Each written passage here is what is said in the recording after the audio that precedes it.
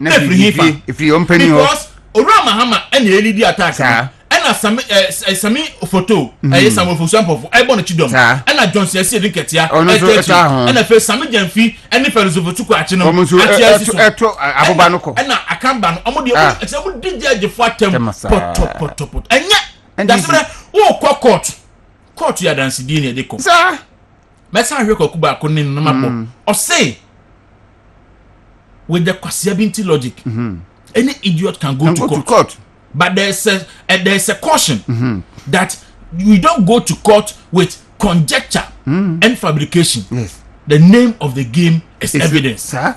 Court to the one ukuta wa dance die e na we ko no wa mo enkura bible no de mo de so anyom ne biemu and the so keke enye no de yadwuma yes me susu say ene bedwin say eni dam zumu me susu say ene bedwin say eni bible mu bible si nye we menye simple and say me susu say we de me ya eni court na no yeni kanti mampani asa all right yeni kanti mampani enti mampani.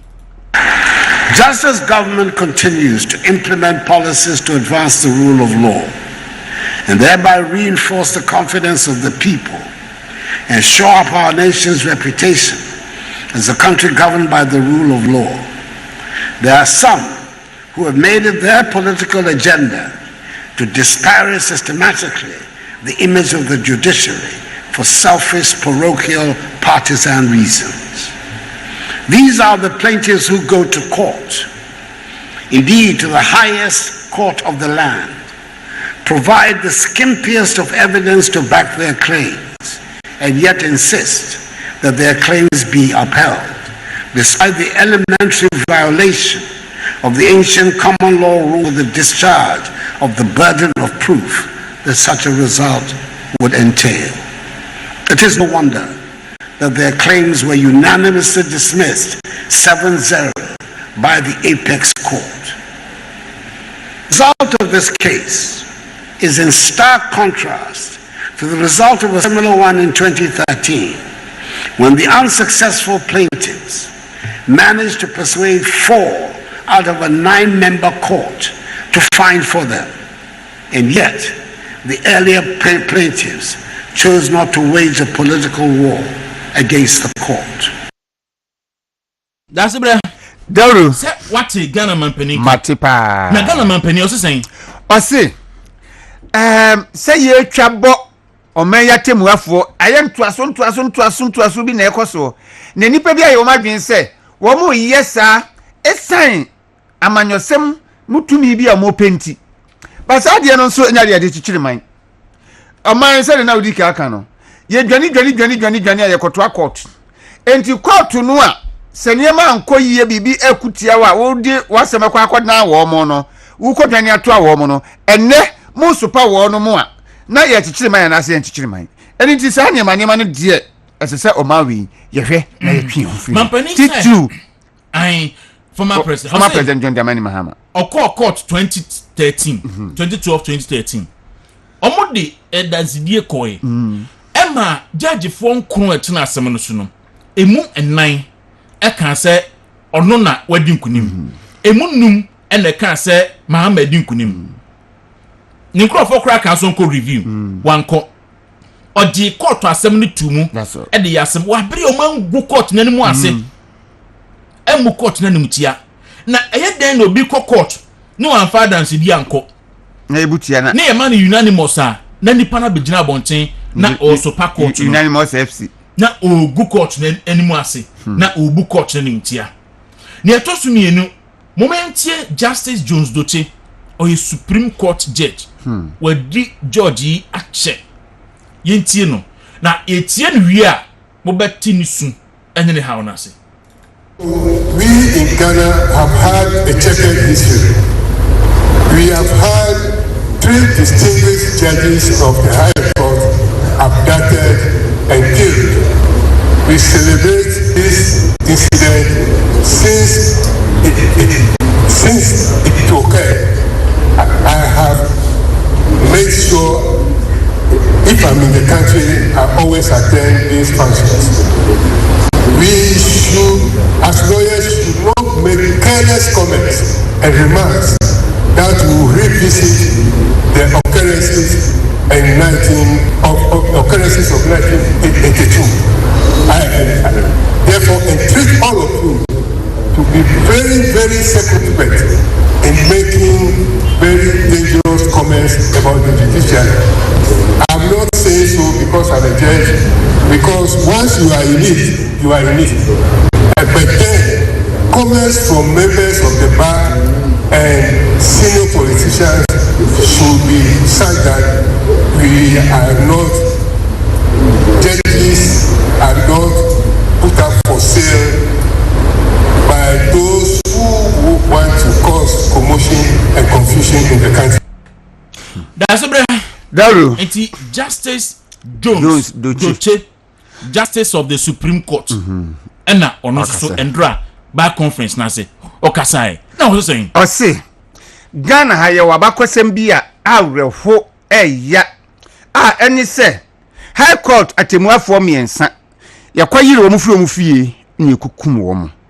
Enti eye asem na ho ena efiri se abre na besi ne eye ye be na ekum mo 1992 no na hifo na wabem NDC for na wabem sabe na enye ku no mde ababem ku no mde ababem enwemu a ebae no yanka se omo amoku omo no na omo fi voter region a omo akofo batakari a shete na omo fi esiri northern region omo koye bone dia akohye obi omo fi voter region but omo kodi ewu no mde akohye esirimfo na akokum judges na ochire se afibi omo di saada no omo kai efi se eyawre hosem unse Justice Doche kasa no ti kase ne no ya womu ena wase enya di asese saade we no yema kwan ama ye didi agro wase nya se bi o ye judge nti yen kase ma yen ka judge fo ho asem na se yen sopa na so se wo kasema fa judge ho a hunu sasema wo kan ye nokre wo nyina so a woni de obi ya beka sampa asema wo kan nokre na se ko ba se wo de dia na abedi wo matem dia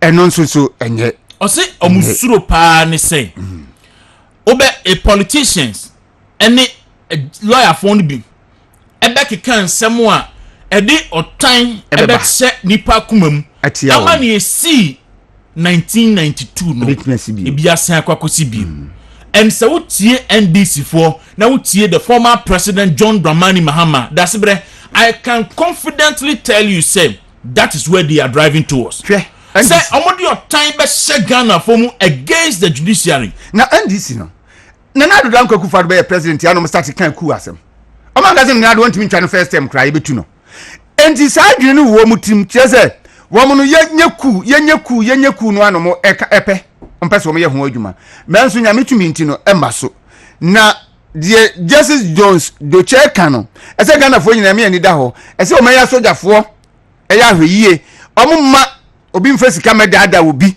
enkotua na mo bia ensese otuo ebise ne no koye ku nu kura na ema oni president no ema oni head of state ema oni chairman no enti mo bi mfesika medada and the NDC for pano no because kokonyi do kan sem wi say akambo say omu bi sa aka kuku sem no mo kan da bia and the John Mahama eye no eno nso na ehye mu nkran say wei eni ade NDC for person omo ye omunya ombeye but tofia kwa onyame be pagu ne bebo ma ankasa omkonkomo so bebo ma ankasa so e say obi a obedi mampani dia na obi di ko court na court buma wo ukura da no wo dia no kura de Ghana fo nyina be nu se na bibi wo mu enso obi afa ni di fi say asem ko court ye nya fa verdict mai wo ko na she white wo no vice mo she white ana mo de Jubilee House ana mo jubilate ana mo ma enye se moto ko ma TV be sim so ana obi e say TV so mo je mo ani ho jumani enum tio se enum tio se mo num coffee na mo sresre ampani ampa atade no na 54 obi an konto ko bi ani dia tem we chere say that's bre say anka John Dramani Mahama enya 54 ayi wo court a problem beba Ghana hasi obi a wonya 54 wankasa wa wonya 70 no ona abofu se John Dramani Mahama enya that's bre onenya 54 no a ko beka se mankasa ba no mi wini mesi anka de anka almost anyema mi no that's bre hwe almost chance say almost hye time na almost say anyema sa na Ghana for peace loving people no can say enum se nya sa ne ye no enya sa ne ye no akufo ado elusu your fosi awia no wanya sa monko court ena fe de omo hu ne omo ye no ena omo de asem no ekobisi court afa de obi a wosi wa win election mi awia wo no okodu court wa wosi obi a win ena se ena najuma na asem na kan ti mo hwehwe taye dey osia ande monka so obi a win ni enkoto aba no foforo okay you yate wosi obi a win yate wonyina so a wode kire se obi a win ni wo hia wosi manfa bia ma onipa na me bo no kwa adunu anfa nyina so mra me anfa bi mra ana court se na asema okan eye nkwala asem wana se eye din a order na so dai dasebre se meti yi na me de wa kotumfo ahemfie se dasebre sebe bia dasebre awia me dwan na ya frɛ dasebre otumfo anim na yesi dawuru wo ye de na hu so dasebre awia me dwan osina na dasebre no ankyere mu kwa se onwia me dwan na ni kyiri what be penny sem da na mo se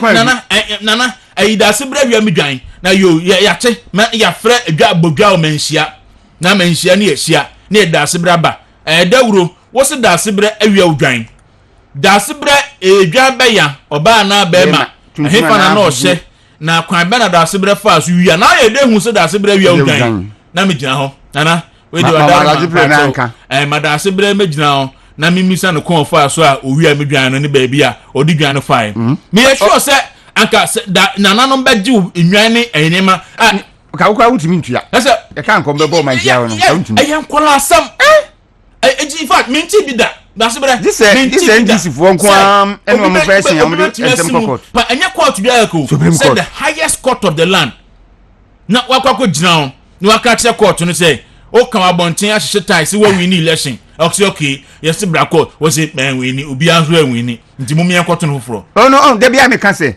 NDC no the kind of supporters omo wo no ena mo yes anema no e say minim dana ye bobo abai maame no bobo abai ya bo wie ya was say Akufo-Addo is duly elect na this for na baji so mahama fa I say e dey na go so no omo ye dede mani ase mahama fa maham adin so ya ba ka kire mo say Akufo-Addo na wini mo so si mahama fa e Jesus say wo mo supporters na Jesus say dun katia mo mpese enkwala be ko school no wo mo pese nkomo yese ya de o meka bi ya na nka nipa ni di o machi enti enwoma sua pa de NDC for o mo mpe enti bibia fa nwoma sua nkan ko ho o mbeko atia na niema akoso wei ene nia ekoso yi o mampani wa ya de pa na dem so ko kan sem o kan no hene voter Ghana Bar Association for ye omo conference good voter region wa ya de pa so enti ona Attorney General ekasa ye na mampani so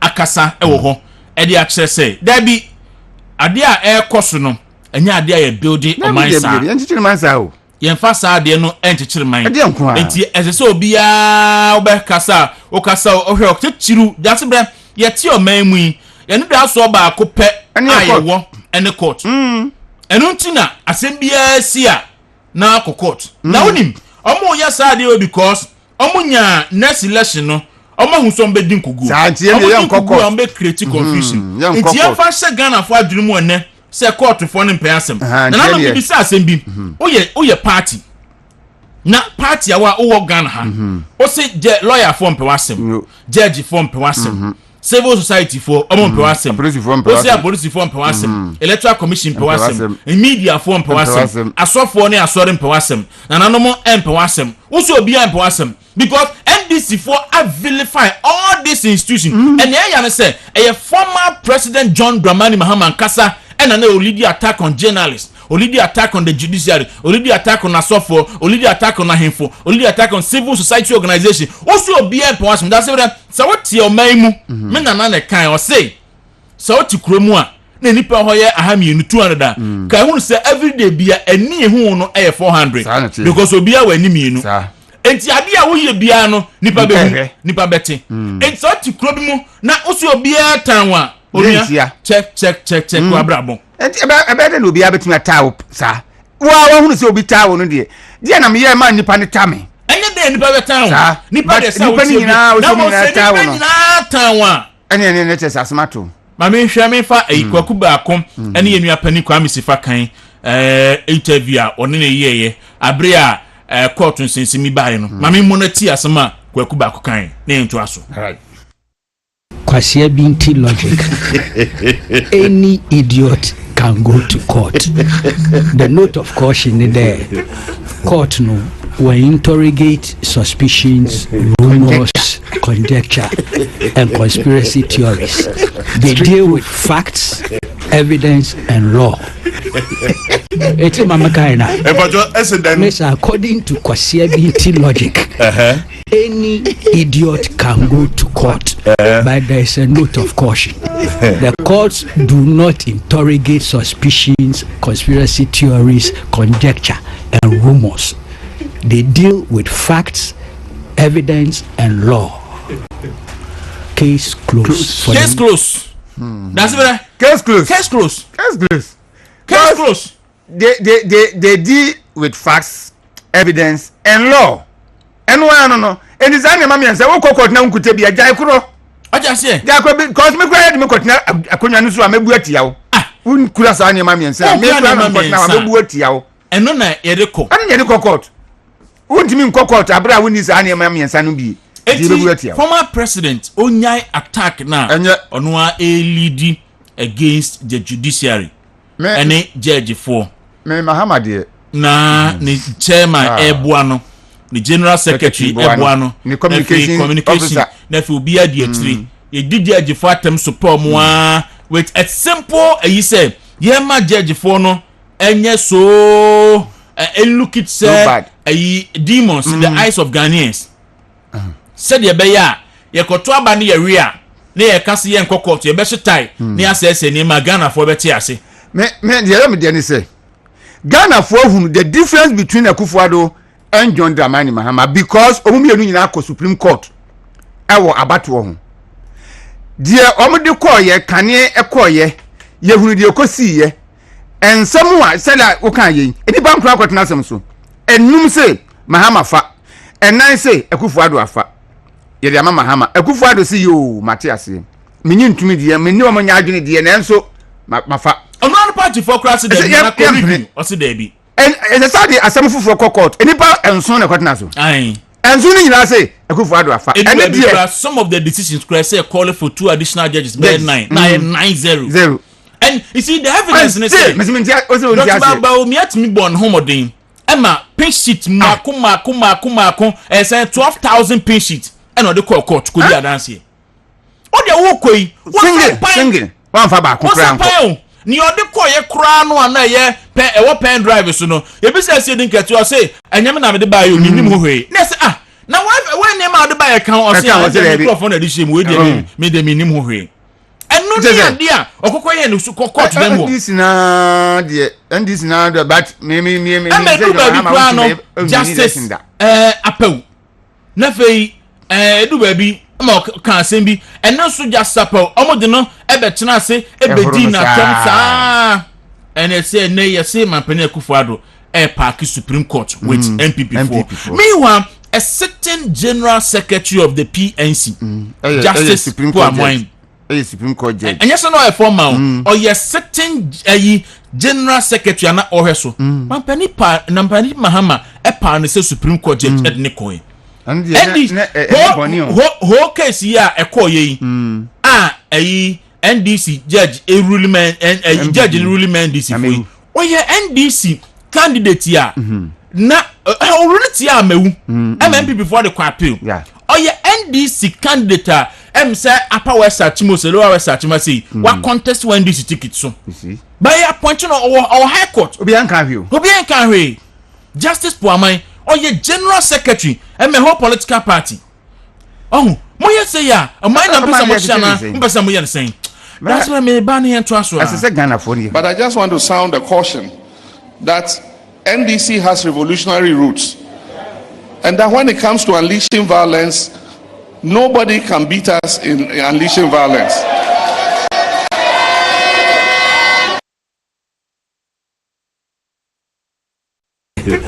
Court no will interrogate suspicions, rumors, conjecture, and conspiracy theories. They deal with facts, evidence, and law. It's according to Kwasi logic, any idiot can go to court, but there is a note of caution. The courts do not interrogate suspicions, conspiracy theories, conjecture, and rumors. They deal with facts, evidence, and law. Case closed for the year. Case closed. Movement in the morning, and our Sugusu Auti Pacho, Bra Facebook, Movement TV on Facebook, Movement TV on Facebook. Na odo message aba anopay na yakenkan ede amada sebra die jamna na Martin kan Austin Ohiniba Oday hwe na Samson Kofi Frimpong. I say good morning, Daru. You are doing great job. God bless you. Watching live from Wa. Okay, so why that's saying William Benjamin Cham Benjamin William was saying good morning, Daru. Kwame Nkrumah built Adomi Bridge, and Anado has also built railway line bridge over the Adomi Bridge in Timpacho. And say happy birthday, Enkoma. Your son Pacho or your banty, my daughter, Piaga Medasi Achimasafo. And to that's a Daru Mampania proba obui ma asante emfa picture no emra na yenhwe akosumbo empakadan bridge no akosumbo tema akosumo empakadan railway line no okay that's the efe papa Mampania Kufuado asante patro fa pictures no nyina bra baako na tie fo nhwe bi. All right, but before say come this year Section East. Honorable said ya. Okay. Okay, I no pay. Honorable said ya. Okay, I no pay. Catch and say Ichia no. Honorable Ichia papa. Ichia no Ichia. And me near be your friend Ohine Eji. Ohine Eji. Ono Jabin Rural Bank. Jabin. Ono so hey. Okay. Ono so Ichia no. Me pa me that say the oyema me your friend director free Afus Furniture Designers. Ono so hey say ya. Enti kuma se for na mo hey no ene very reverend Akechum ye cheche am no pay. Kuma se for na mo twema yen. Ye do ma se. Papa. Papa ni agro kra. Enye mo nko do ma se. Fanti baby. Ye do ma se pa. Ene de bi be jani ejebi. Bi be jani ejebi. Bi be jani ejebi. Ene fe ni bi be kwa bi. And that famous that's not patcho Piaga message no send you no. I say Kwame Nkrumah and a year bridge e de to Adomi bridge so. E de to ayi akosumo ayi sutare no. Enne Mampani Kufuado enso aye railway line e de ato Adomi bridge to ayi akos fra no so bi. Na onim obesa ye bridge ba ko de atwa Frank Place. Wow. Okay, sa Frank Place Rollins na de kan ya fa nsuo na se e de pia Frank Place. Emma ye komutu no Junior Jesus. Enti enne Mampani Kufuado so the bridge up to Frau no so. Wow. As a train emfa so evitma enkompak enkoakosumo enkompakadan. Enti patcho pictures amuhui eye Mampani proba oboi okoho ekohwe adwuma no said the adwuma no esi eko. Na awuyenye nyina mu. Awuyenye nyina mu.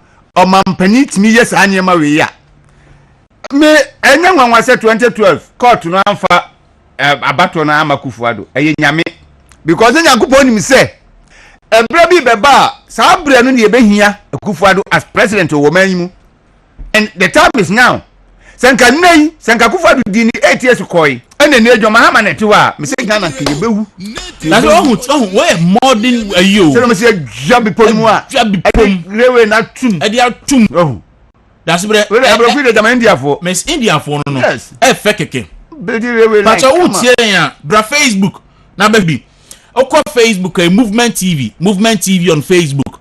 Na be hwe akwan a keteke kwan a Mampani Kufuado eye. Na dem ne film wom. And bra for so kwa to Facebook. Say your mama and the shase. Ona ebesia ye de ye kwan na shase. Na mesem se Mampani Kufuado ba Jankruma kura your mama na shase. E Mampani kogu su wie.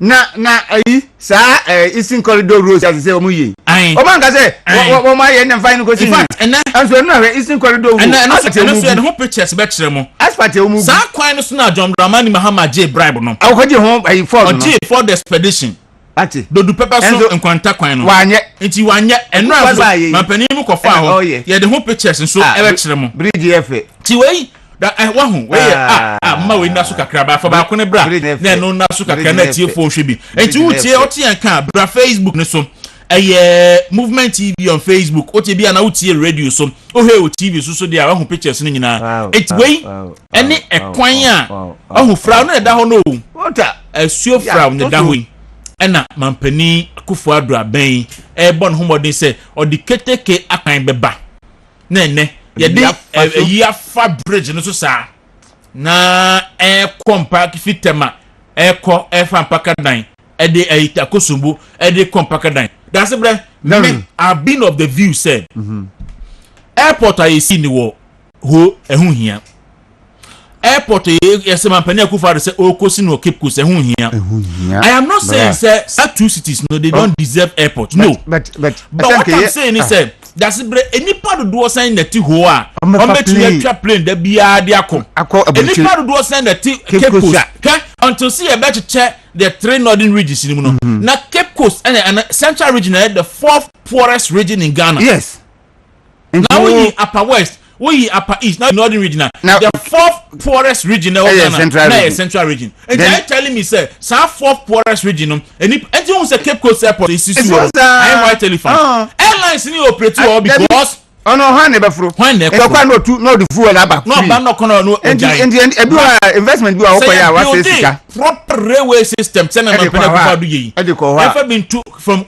Accra to Cape Coast Cape Coast to Accra na rail da ho na eni e kwa Kumasi electric one ibi na hwe akwanko be ja ni pe be fa so kwa aba ndi edibe wa no Mahama gina go Cape Coast ho na ye be airport e ma mo no ye so na unu se so won fa so be na wo so enti na da ho yi mampani Akufo-Addo kohwe ni nsa no adwuma afa mu fa jase kan kwan no so mra na omonhwe na akohwe kwan a mampani Akufo-Addo aye gu voter region sa Eastern Corridor kwan former president John Dramani Mahama waye na da bia budget mu do pepper so kwanta ho Akufo-Addo ko no ada wa hunu se ya kwan da na otikan ma no ada okka ewi ase na yete se waje bribe kwan no so bribe oje $10 million ana enya we sraj na kan sabre no no the code of conduct abase no be nya chede bia nya chede fan saying $50 eso no ko je eso no $10 million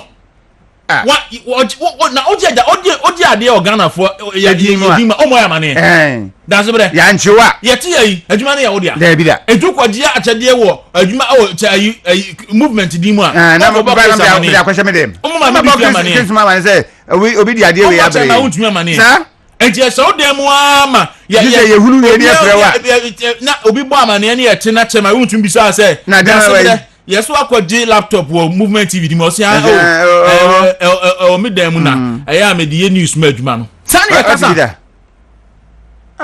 Mahama no kasa Ghana for enkwada wo sani ya kasa o kasa enkwada eti mo fa kwan ne ebusa bra movement TV on face na hwe first class roads yes enna mampani Akufo-Addo aben eye no bia se kan enkwanta empotem ho ayi bia ma ye ne nche ho underground ayi bia so yes ayi bridge a friend saying ensuo be fa ase na kama se na be ya anuane bubu that's where kwan a mampani Akufo-Addo ye e dia to voter region na mo voter region for baba ma NDC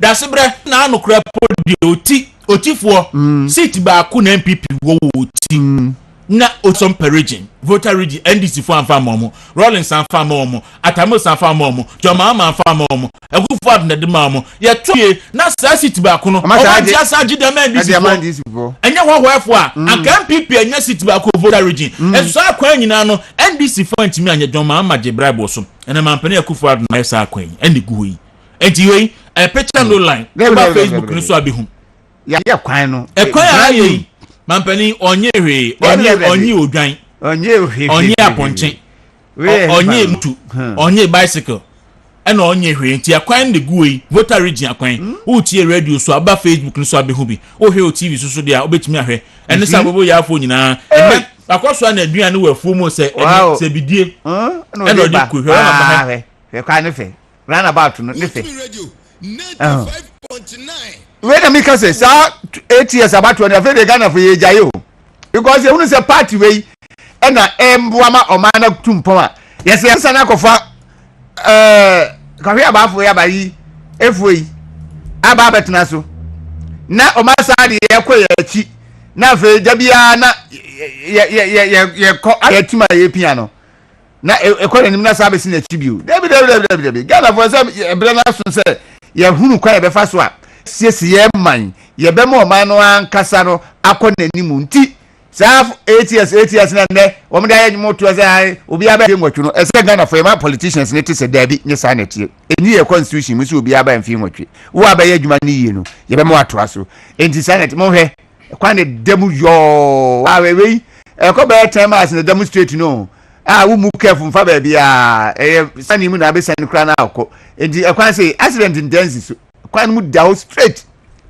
kwa papa no na yaye na se government of Ghana and we hear blame one disika ye kwam because it's in corridor road na me tie na say aye GOG funding and Musi Akufo-Addo o disika mfanya hwe na as to go 1 kilometer ye say ugu 1 kilometer no akra de okoya yo msi jama 35 kilometers ne no ahun sika ye say e yo mine sika na odi ye na say John Mahama betra so na wantumi anya wei ewo ho adige dedede bia na me ye Eastern Corridor Roads no wantumi anya kwan no na obi ya na onu nya daje babontin be ka kire yen se na corruption Akufo-Addo amemu na fine go se na ugidi ya efibria IMF boss e kan say ye komi enye because of bad economic policies na mum because of global and external factors no if it's a former president Mahama ase kombia tieso so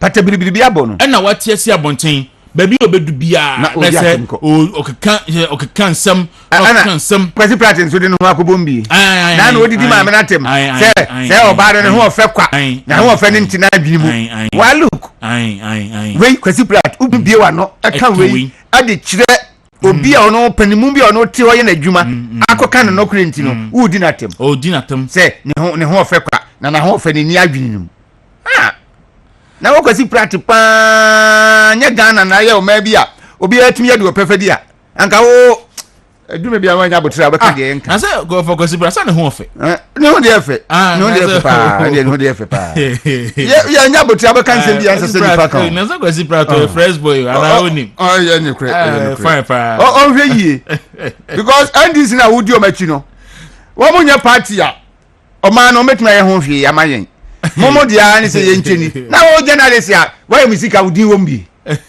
o chora wo kwasi prat unya ho bie wa no didi obi atem o so why musika udi wombi na we say no me season journalist o je bribe kwasi prat de ya onka na ntumo na ya nyune ye ho na we no zo ni nyansa ni bia journalist o je bribe Gustav Peter said John Dramani Mahama is just disgracing himself in public and only thinking about how to become president again, but it will never happen in this country again. Kwame Adams watching live from Elubo border. I'm saying Elubo border na say your fans Prince Ewukuse, good work doing, bro. Happy birthday to your daughter. May she become the next queen over the world. Okay, Mercedes Edamwase. For more message any more good wishes nti odamase papa mamenhwe hansom enti ubetimi e de o message no aba patoba Facebook ni so ane kenkan fama we say a friend no Sharif say good morning ni Bolabi Nicholas say great work by Nanado we will vote for NPP in the 2024 elections. And also ena odiabo nungwa nungwa so me base pa Kofi Boy said good morning, this is what we have to do and forget Mahama ono so de ode fi kwada so no de ba Emmanuel say good morning there I'm watching live from Kumasi, great work done. May I say Abdul Rahman Achampong as a wonderful president. Abdul Rahman Achampong. All right. That's Kofi Ajman Blackman said or share live from Pig Farm. Okay, Kofi that's say Kwanana Kwame as a good morning. I am a member of the NPP. I can see they are helping other regions, but not helping we the people in Kumasi, because we have very bad roads in Kumasi, especially roads which pass through roundabout to Mampontain. Okay, Kumasi project Bibri Ekoso project Bibri Ekoso project Akwan Ronada me banada sebre acheche mumu me banana Nana say Mahama has nothing for Mother Ghana, never again. Suleiman Ompeni live from Tamale or no so the message no yensa etimi aka so anopai won so bre na yen share messages na eba no ebi Austin said the attack on the judiciary and NDC okay ya kendra and Papanko as a room. I'm watching live from Keta Municipal Hospital in the Volta region. God bless you guys for the great work you are doing for Ghana. Ghanaians should not take John Dramani Mahama and the NDC serious in this country. They are empty for Ghana. And we say friend Selassie, and if you go so zongo no so diaba, or say President JDM definitely know that he can't compete with any presidential candidate from the NPP during the 2024 election. That's why he always attacked the judiciary, because he will lose again in disgraceful result. Regards to Kennedy or Hine Japan, maybe Sir Kumsin, and Akame, and so it has for a message on so de Amain, and I say Piaga, so that's it. Nana, it was say Kofi boy, okay, I can't message, you know. And you so call Facebook, a movement TV, now Odu message at 2, now ya can't at the amount, now if you who said the name so AC Aircom. Lord upon Backman as Mahama will never come back again. And Richard Pepra as God bless Nanado for the good work doing for Mother Ghana. I am Richard watching live from Dansumai, Sahara. Okay, so yeah, that's him. And for a message, bra, and a pay on Facebook, Movement TV on Facebook, Movement TV on Facebook. That's it, bra. See a bit ye. I hope money at ya. Kumasi project. I hope we be recourse to Kumasi. Daru, Mr. Asantiman, Ashanti reading for. Enipa ya dia osaye ye mamuma de Dwamahama beka mrebi no enko yese sa na santimati ampa says okbeka sa santimati de gold kura ye ma akwanya mofe yeti Kumasi ye nim se de Kumasi sitie NPP Nana ba ye hunu se de Kumasi esitie ade no munim oma no tibia ye wom ye nya ni nyina atego but say ye ma oketua no ani so a eno ena onipa no owo kese no de manwa enya ne ya me maame de na ote ase na mpena asem no o ma na de kitikiti ase de beda wo no wa afi ukura kese ya bekwa akoma no bi usisi a ewi asesa na ese ya de na mantemo na meti asokwa ho na meti me say ho asokwa na ho akwan na asokwa yenam so a ene ko asokwa mantemo ene Kumasi mantemo asphalt ba bia ya ye bebre mama yenya me asisi yenya mpipa ai John Dramani Mahama yenya ekoye rehabilitation wo chebi ensu a na ewo ho ena oni ma sama NDC for ngo kan akufa do kra fie oma koma nsu ya koma munsu ema me nua aye baba jama Kone no regional director communication NDC o say se chebi fo anto aba mama Mahama na abefu o mani nsu ade because abre munsu me wanyam na abudi nsu no ko mokoye rehabilitation keke nsu ho da enti se eno no ye me ba da sebra hwe the bonkrata nim na bi wo mu a eho hia ye de aba we say friend Kwaku Clifford o say Nyankopon enhira na na do de Kumasi na ode we ensoso e de abre me patro hye nso se ene aye kasai se otiminka jasi wa fa de na ma otiminka no pay a na malaria chewe bi e kasa nyina hopo mesro adura wo hia eye time herbal mixture loss of appetite how malaria how fever how ohunam nyina ye wo ya adura wo hia eye time herbal mixture eno na beboa amo achimagina nan so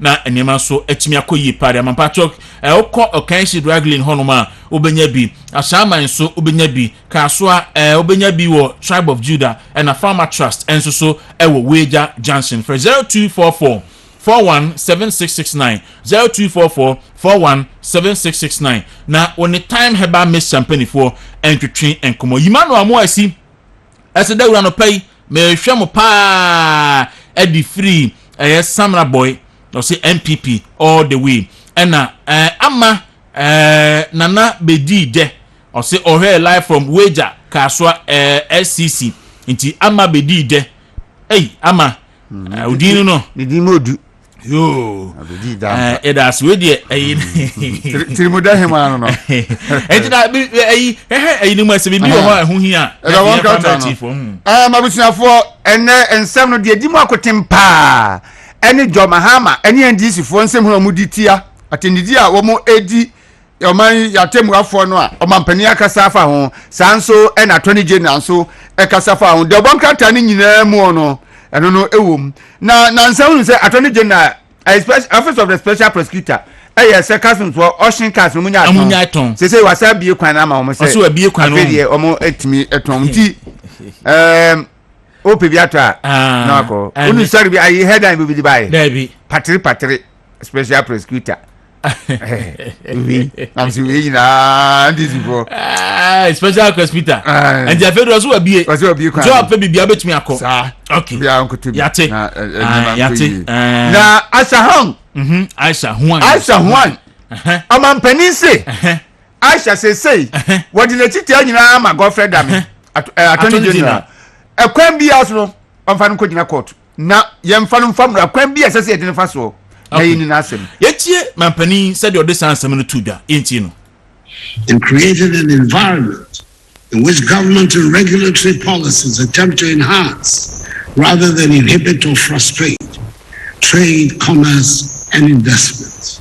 May I, learned colleagues, assure you of my full support of the Attorney General in his determination to prosecute Aisha Huang and her collaborators, who apparently insist on flouting our laws against galamsey and illegal mining.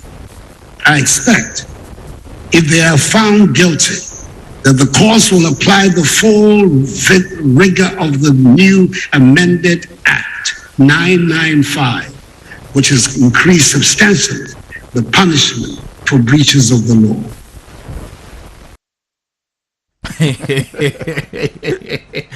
That's it, bro. No. Yes, I can never get it. We better roll shit. Can never eat it. I fed the air. I can be afraid you must see. You must fed the air. You want to. That's it. We are fine. For my penny, Naka or say. Godfrey Diame or the chita nyina atai na chi na or catch and say and act for no more I review no say ekomase Aisha difo or record no so mo fa so twen kese pa e wo mu no mfama no and ni pedi na chi nyina that's all enra station bi yenya Aisha mo de tape abre om di dia abre din 32 abemu mpanifo a wo mo no ma de da nam se we nyina awoti radio so no obi ni obi da enti genele entrokwa enokra ba ko kra nim obi so mbodin so metie ya wa mbodin ba ko kra wan obi oni di dia de kika mu se hurusa at the time that's brei ni okra mu a wo ye bema a wo say on fa na yire chida no onka yayi na Yesu kai e wo kro mu ha sei a mo tete mo radio so mo ye nsem mo ni post kra mo ni kita position mo ministers kra guess ya mo diom kro sorry akọ ma akọ ka de nka we ye wa chef badwuma no wura no big bro me abo papa din ena ye guy back me ni set tia back na big bro pa na da ko friend us bra uska asi wo kura wo ni scan kura sa wo pa mo na de me ma bo me bra ma nyam sika bi me radio station na ko fa bra wo ti wona wo keka nkrofo yire no kura bi nim titi radio so kuma se mo fa nkrofo ho asma baba ebi FM ma ejemo se musika be nkrofo yire nom FM ma je nkrofo sika ebi kuma se abo sa ko hibra na fefa ankrofo yire no anom de betena nkran o te nkran ye dede minister woni o munnim wo mo no o mo ye dede anom eyo mo fe o e nim o mo kuma sen de wo mo ye wura ma ye mo video amon famra woni won so obi ye minister na so say obema na hwe ma ye ne de na ko bonu hwe ma omo fo oba o man sika nkoma oba ono ani sika obere nya na ode etwempena eye wo case Razem, I want to tell you, can somebody bend you? Obi ni China for chimpana, and Timbabudi. No, Obana, Equa. And China for Gompono. I know, Basso in Chimpano and Natia. I was him. Munina, so Fabi, in him. Mo Fabi, because Fancro for you know, at the Dio Musica, at the Dio Cars in your Munema, you're tinning now, yes, him. No, brother. You know, for some man nobody, a crofodi babon, Timo, a fan crofo, no, a fan crofo, Jim Crofosica. No, so much better Rocco Grumasia. And they better Kebe Hoofy, Papa. Especially on the Fluke Masia, but now would this phone. Kebe Hoofy. Kiana ever pay home to Maman Crafo, who said, Abra Bonnie and Yabonu, Kumasia, did Jan Beshaha. Eh, that's a breath. Obi about when you make them. Oh, fan crofo and Cracroman, Yankee, Nipa Fanny Po Crumasi. Sir, Obiasa or the carbon. I send your second Cruma Beju, Lumba County. Abra Bonnie and I'm took Massimo Bono, Malabasha Hamon come on to move. Lumba said, and Kuriasi Beji Boom. Ghana penny for the Bisa Som Hoboni. China ni a de Wanya and the bedding. And my baby Crumasi for Kama. Now, so China no money, or China near you, one bed and that's a break. That's all one cassa. My brother mean black and empire and Cocodia. I mean, never has a come just, you know. Baco bad 1 and 2. A move Baco. Sure. Bamusa Baco, madam. Musa Baco, madam. I didn't hear. I know Baco so about them. I'm a banana, I'm waiting to Jai. I don't know. Oh, no, Father Cabrina, Coso Baco, madam. Oh, general crap. And Baco, oh, never we are. Oh, Baco about that for the Baco, madam. That's it. Baco, madam. That's it. Now, I'm going to be inside an aperture. Yeah, no son in Sapa, Asamu, that's it. Hey, and oh, Mamma, one word. And is a cry. Oh, baby, I said, cabbage. Oh, yeah. Anna, a car story. I say, Crofo me, Nuku, we are dry. And now, the beer dry one ban no moon come. It don't back will be passed on the Conco be dry no co be na. Obomodia, we are dry ban on the Johnny Johnny. I feel more could be out to 2 drain. And now, a much and nominee and son. I can see me. I can see me in the tobacco. I been one Jody or send you back to you to pay. I said, I don't know her number much on the team. Say, I'm watching in the kitchen. You don't send you back to you to pay. I'm kind of mean, I'm that's sanity. And I said, no, go grab any mono. Okay, I just say, I see no back to idea. On the Betty to pay. Yes, I'm no more. I'm channel from. As is Yabem. As is Yabem. I'm free. My program. If you come, I just say movies will be any moon to me. Masama. Montreal. Yes, I have a trauma. You feel rough. Hapas and the Saco, you chair. Hey, that's a breath. Do baby, and I'm afraid you are bombing. And then agro. I be I will say. Oh no, Mamma can move you a bombing. What you come say? Na, am I wabruchina mubu or mufasu? Mubu, oh yeah, no buna or Jinsicadia. I feel friend you on fat. And I would think I have a massive. I can't command to young cancer. Eti, no, a friend I'll do a video to us here. Yes, you know, if you know, still I'm for my. And then I'll do a video to us here.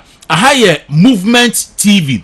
Ene won to me radio ena waso egusu awuti enche ne mpani for no echnase na eni omo edi nkomo kan se global me say Eclipse collateral management and advisory service for say mo amane se ene wo asase betima ya adwuma ma no wadi ho fa so ne abeya ne se odi asase no krata registered with Lands Commission no eko na odi akoto na aye adwuma ma no wadi ho fa so tia afa opa futu obia na kwankyere bia fa investment bia ho Ghana ha se ya obekwa ko global ada na global man no say Eclipse Collateral Management and Advisory Service for na omatimi aboa omo Adenta Medimosis Ayarasabia Nitimo no ma Adenta new site omo ben was senior high school no omo number is 0543 82 2466 0543 832466 na oni omo eni enkomo omo gba adwuma papa omo betimi aboa nti wasase on krata no fakọ na onso atimi akwakonya investment ni bi na onso so enkrofo asase edaka mu a gada da se omo bewu ama amomani abusuafo atwema so no na odi enso so ye adwuma de ema ade bi ehu hia pant misro tutu anamo ano pay na kokohu omo na fi omo so entimi emo a afetie the national so se ope asase ato that's bre and no kita 5000 cedis ubenya asase 5000 cedis ana mi onko pebi dodowa pram ene amasaman na unya tua 5000 pe na fi ni aka no yema asase wasase esidan na wutua na kakra amasaman de na chese mi krum kwan so enti ebesa amount blocks 50 e de aka ho match actual cement bags inum e de aka ho enti 5000 na fi ni aka no yema abre etua na kakra na fi wonso asase esidan amo office e wo choko ebi nso so e wo dansoman na ye from say TSAC Real Estate and Constructions Limited say na dan ko metimi esi ama on betimi esi o beso musimo on betimi esi o ne ye o beso wa besi nso a on besi ama nti ye from TSAC Real Estate and Constructions Limited patcho 5000 da ho afa anopai ya na fa ko from o number no e 0540 886 496 0540 886 496 and 0540 886 6382 0540 886 3826 ade 0540 886 382 na oni TSAC Real Estate and Constructions Limited for entwetwe enkomom nsatene bigu eye dodoa e bigu pram and e binsugu amasaman na osotua 5000 waje cement bag num waje blocks aduonum 50 na afeni aka no wanya bre atua na kakra da se bre ayi na nsan Ghana mema bebre aye mere wompam enokro adentia adwendweno dos Ghana mema bebre aye mere wompam ora se bre enokro pa amontimi fire amana nsan mane kasa me nti ase aduane na na say den one aduane kan ho aduane kan man bebre do brada bi kra da ma je omutu kra anu ya awre ho sempa o abaji utu so dia waso be shi for ma frusu ada so abaji utu ana e ba zo and any tuition dem so problem a uhia tabia takum yes pacho tabia for ne dia ba mo na de tabia heba Mr. Bai ma me ni tabia takum wa dance in facho pacho ene e DS TV su pacho eyeduru a yedi ewo enya ewo keke we turmeric honey aha osofu bi o say so oton spiritual honey otobi dia wonu be de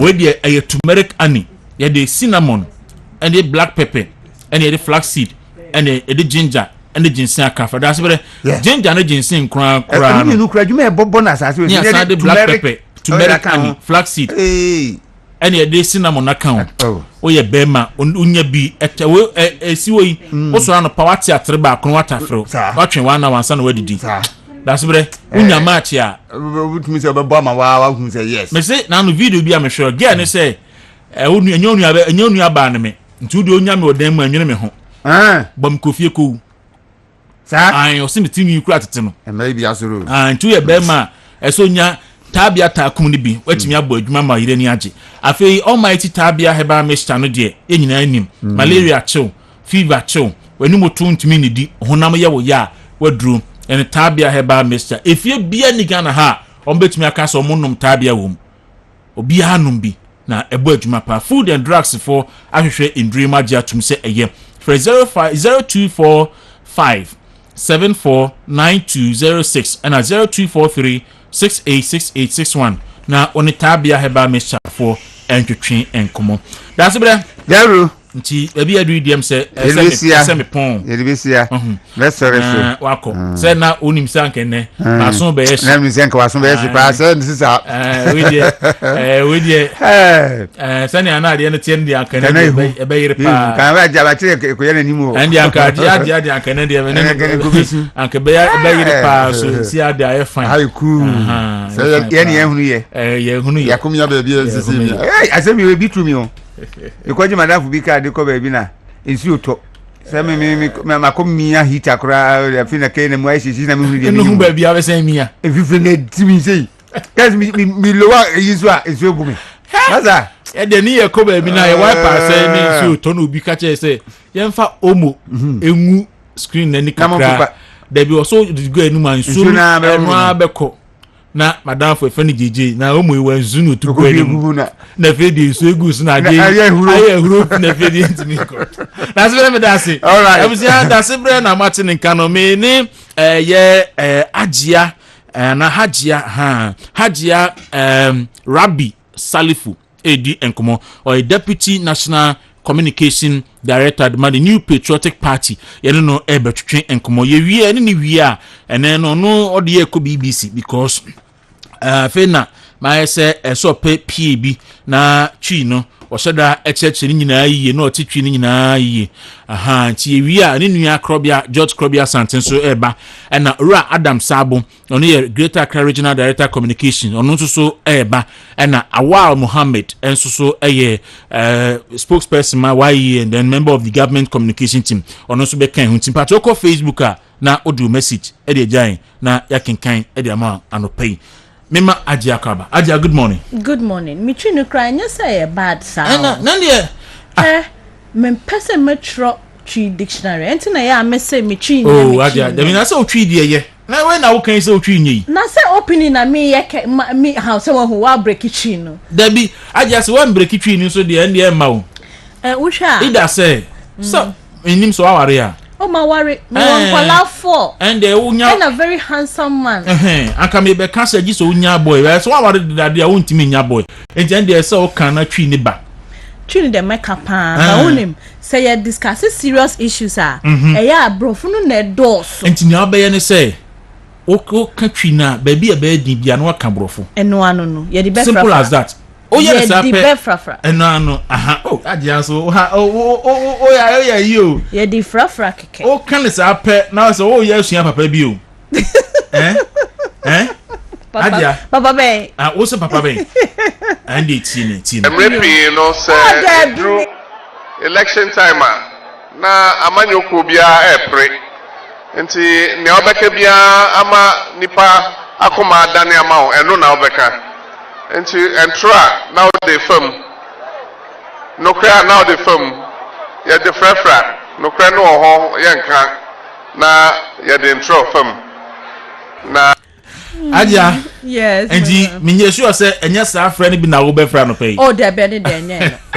Enye. Mate ebusia Ajia Rabi Salifu say the Rabi ne ka no. Rabia. Okay. Oh yeah, Deputy Director Communication ma the New Patriotic Party.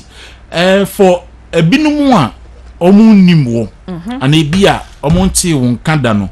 Ye ka say Ajia Rabia oye hwana. In fact, within the Ajia Rabi. Emma so person can chimua. Ube from ya Rabi. Yeah, okay. Because you are me Thursday. Yawada. Until bet me from ya Rabi. Okay. Because me a yan so. Ya me what tamale. All right. Me papa ni Alaji Yakubu Salihu. Ena me mama nso ye Hajia Saada too. Me papa ye trader. Oton koli. Me nim say wonim koli hausa mu ye fre omo ton animal skin. Eni no ni red black some materials no. So adwuma no na me papa ye. Okay. Eni na odi hwe minuam ni me mama nyina. Enti so adwuma na me papa ye. Me papa ni shop wo Tamale market old market no. Ena me mama de se said the wa brand to wo fie or your housewife on tonche. Okay. Ono so ye owo ye anaye nkola nyina no no ton provisions and I mean mommy there or ton nema baby me that's what I should be saying and me were siblings 6 other siblings and 6 in there me name no trim okay unuanom me nuamo yes omo yensia and I me can home oh 6 na wo kan yes so okay 6 yensia so we are 7 in number okay we would have been 9 but 2 are late wunu ba on 2 are late and say there aka ye 7 maka 7 me call Baga Junior High School and I miss call Islamic Secondary School Watermali me call UDS kwa so na me kosua me 2x4 tree me call Community Development College ewa kwaso before me call UDS for my first degree and I miss call Ken UST for my second degree that's the master's program and see that's by way of education what shall me work life me shall see Pronet North with an internship program into me chair director for Pronet Mr. Martin Derry or Honorable Ambrose Derry Enua or Ninua. Yes, so I did my internship there and almost far me for national service. Until not that time, no me wa now be for almost 6 years before me call Tamale. Until me chair Martin Derry from Pronet North a NGO and I miss call Rains no Dr. Abdullah Suleimana nebeti ye Watermali until na first na Rains Comfort but say there a Rains because Comfort so I could be a different office from Rains Comfort na miko yo juma wo women support and activist group and also ye mabua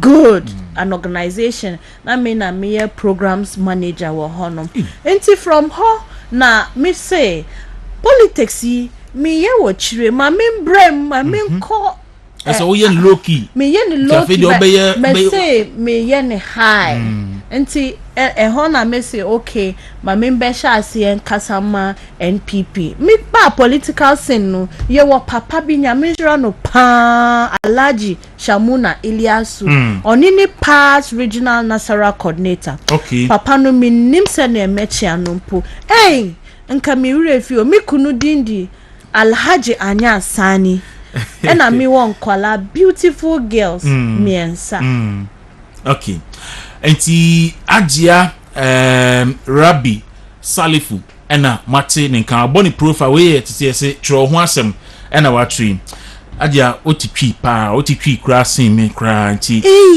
otitwi why are there oh and there say there because say no mo kan ne de na minim se twi ni kra untimi nka kra because when the first time I mean we share nti omo so ya Ajia ontitwi me say me no me pe say me ka topic me pe say me express me hu to the fullest okay nti say me nya sure say metimi aka ho na me say o there be ma me ka wo bro no we had the emu etie twifo wo mbro bia a ofo say twi difficult bia betumi aka brofo no aka brofo edu ba bi kra me nka biom because papa na o ka frafra no me nka frafra edu ba bi kra na say o pese o de ayi me bie phone line se be yo nwa enipa nipa hwe pa yo TV Tamale yes me nem and no did upper west upper east nti edu ba bi kra na say Hausa na obeka kra betimi aka bi na omo so omahu say wala kra metimi aka omahu say me ka wala me ka Hausa me ka Dagbane ena me ka brofo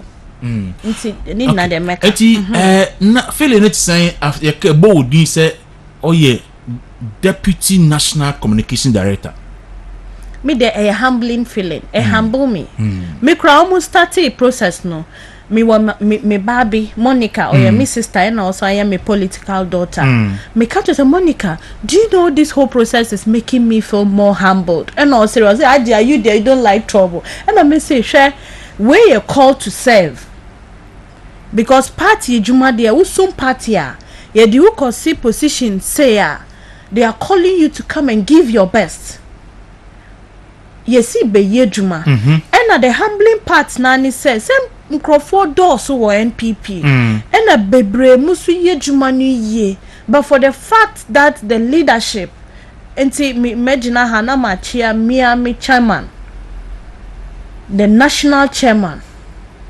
the most humble man, me share or we are seeing the competent man,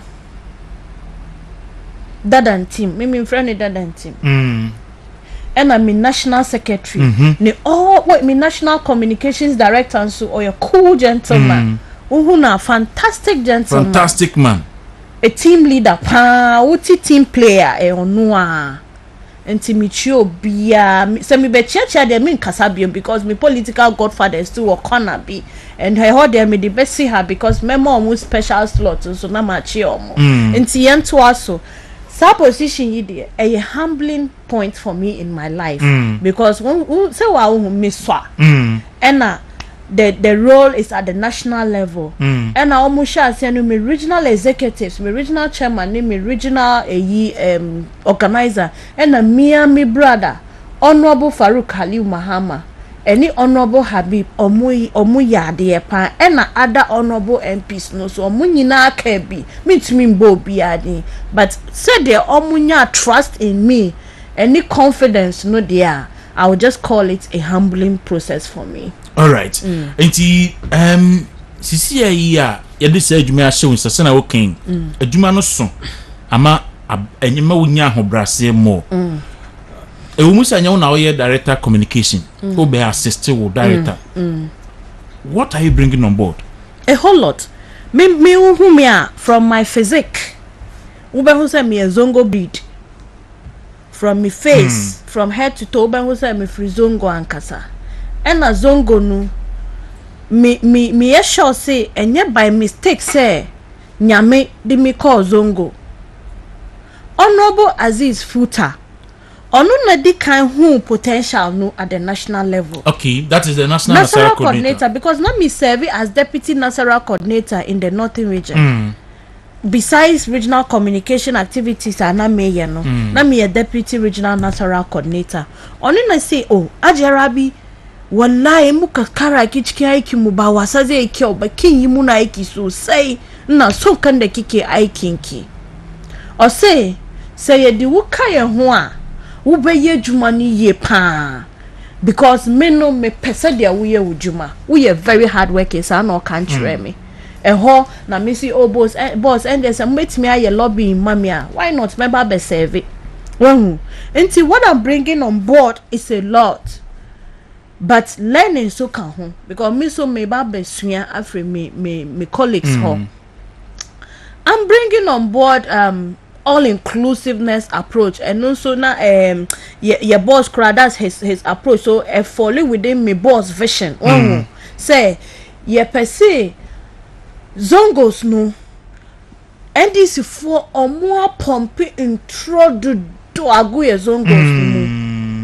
Umtro zongo so intro no dosu dosu dudu I see uko zongo bia na ye say wo nanambu na MPP be pame omo MPP for omo pesremo for MPP for omo pezongo for MPP for penny pampo MPP for ya omo chiro omo ho ni nyina ye ntro a wo say ye kokla wo zongos no. I see.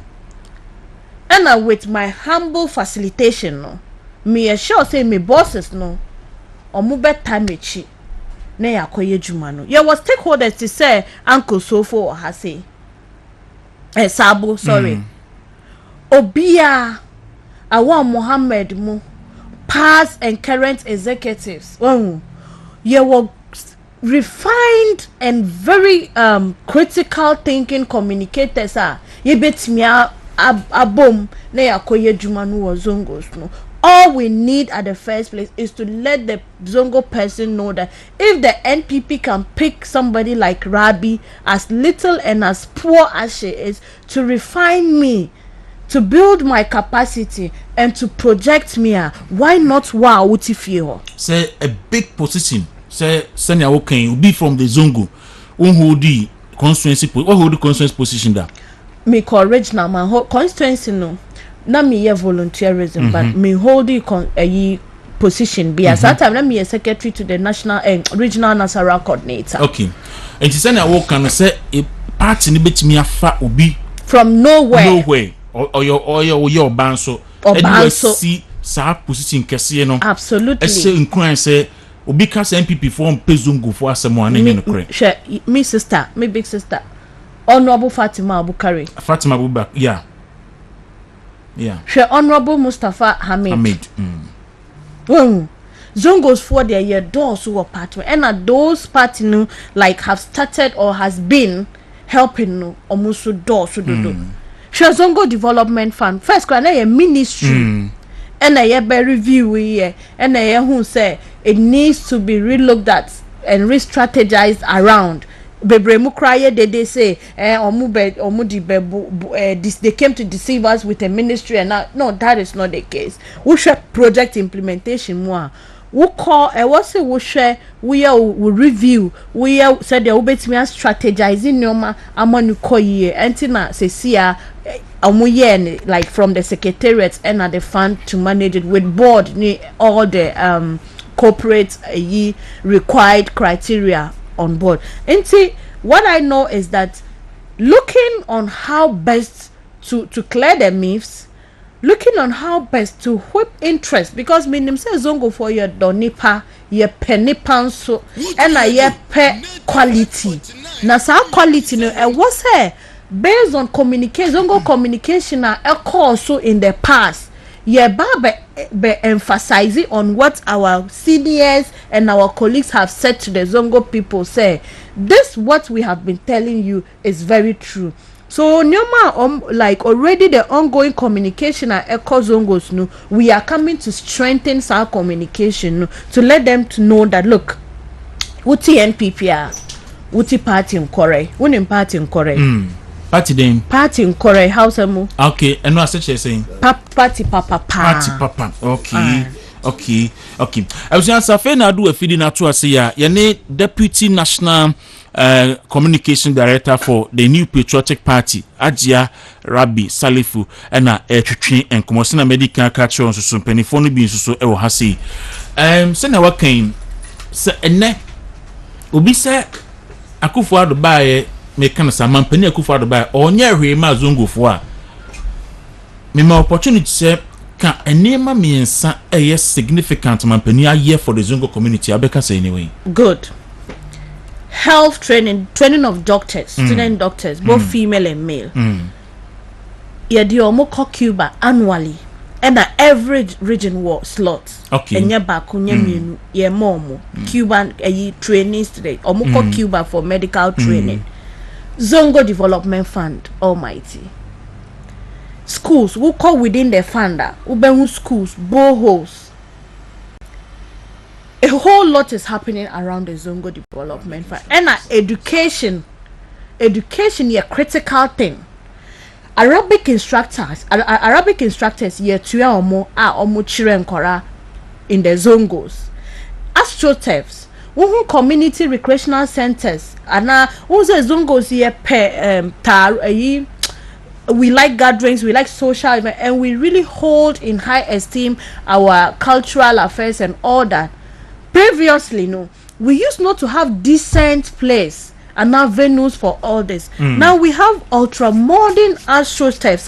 Was Zongos yimu wehu uwo aurea utimiko ye wo party wo hono ball nso and we share in the country most of the very qualitated and good footballers you're producing in the country most free Zongos mu we share Sule Mutaria we share even Baba Yara Mwa we share why omudoso in fact titini nyina wow football is born in Zongo and Astroturf no is coming to really strengthen and help the youth to be able to do more practice and year one Juma no do so bebre me kanokra na ebubo mi team we ba me name them me first but they me dey amount no more was to come and I say me nyata say dem insuro twi ni bio to my me ba be my catch was insuro twi no usuro twi ni po be hunu am ti insuro na me say probably a twi ni dey mu odu there be but say dem obi aka say won ti twi oboa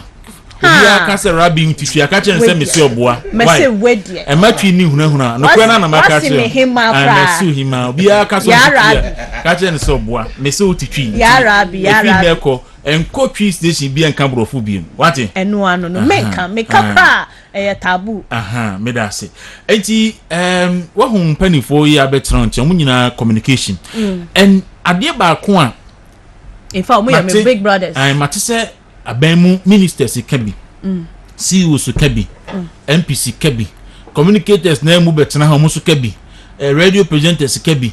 Grassroots for kabi. Yes MPP aye ne ma be so mu ntimi ma hu dawru. So atia enti enema na no pai yayi pictures ni bi mampani kwa pro no ye di akwan ani keteka akwan a oye no e bi a kire ye femu de ye beye no e na Rabi betimi aye aboa with the team ani na matimi ama Ghana fo ahu se adwuma mampani akufo ado yi no bi bisa se besen bebrebe na aboro de aden a sa question netimi ewu hwe me can deep because ebi wo ha me can deeper e be say me preempting no ma ye be ye e na adwuma nso de so wodi no ma ana adwuma be si forma e na wodi kan be bubom a sometimes enye all the time sometimes no e be dru nipa no a no omunye the actual value and excitement omu benye free. But what I know is that already no ye were communicators are omu wo ye zongos no mu omu taxi omu ebi mu call radio Accra ha mi wo Aja Salama Tuzuera mu Northern region bebre mu ho Ankla wa mu na titi he na omu nyina ye omu call radio ni TV na omu bodawro na wo kano myself eya me kopa but from now onwards yeah share any na medical boy no me say all inclusiveness approach na ye di be adwuma no obia be kabi obia nso be politics no be and obia nso be communication why it's true that you need leadership but ye the information no be from am obia who say ye bisa Ajara here be country say me constituency and me electoral area say in a course and by so doing anything I see for me teams and existing structures are also where zongos no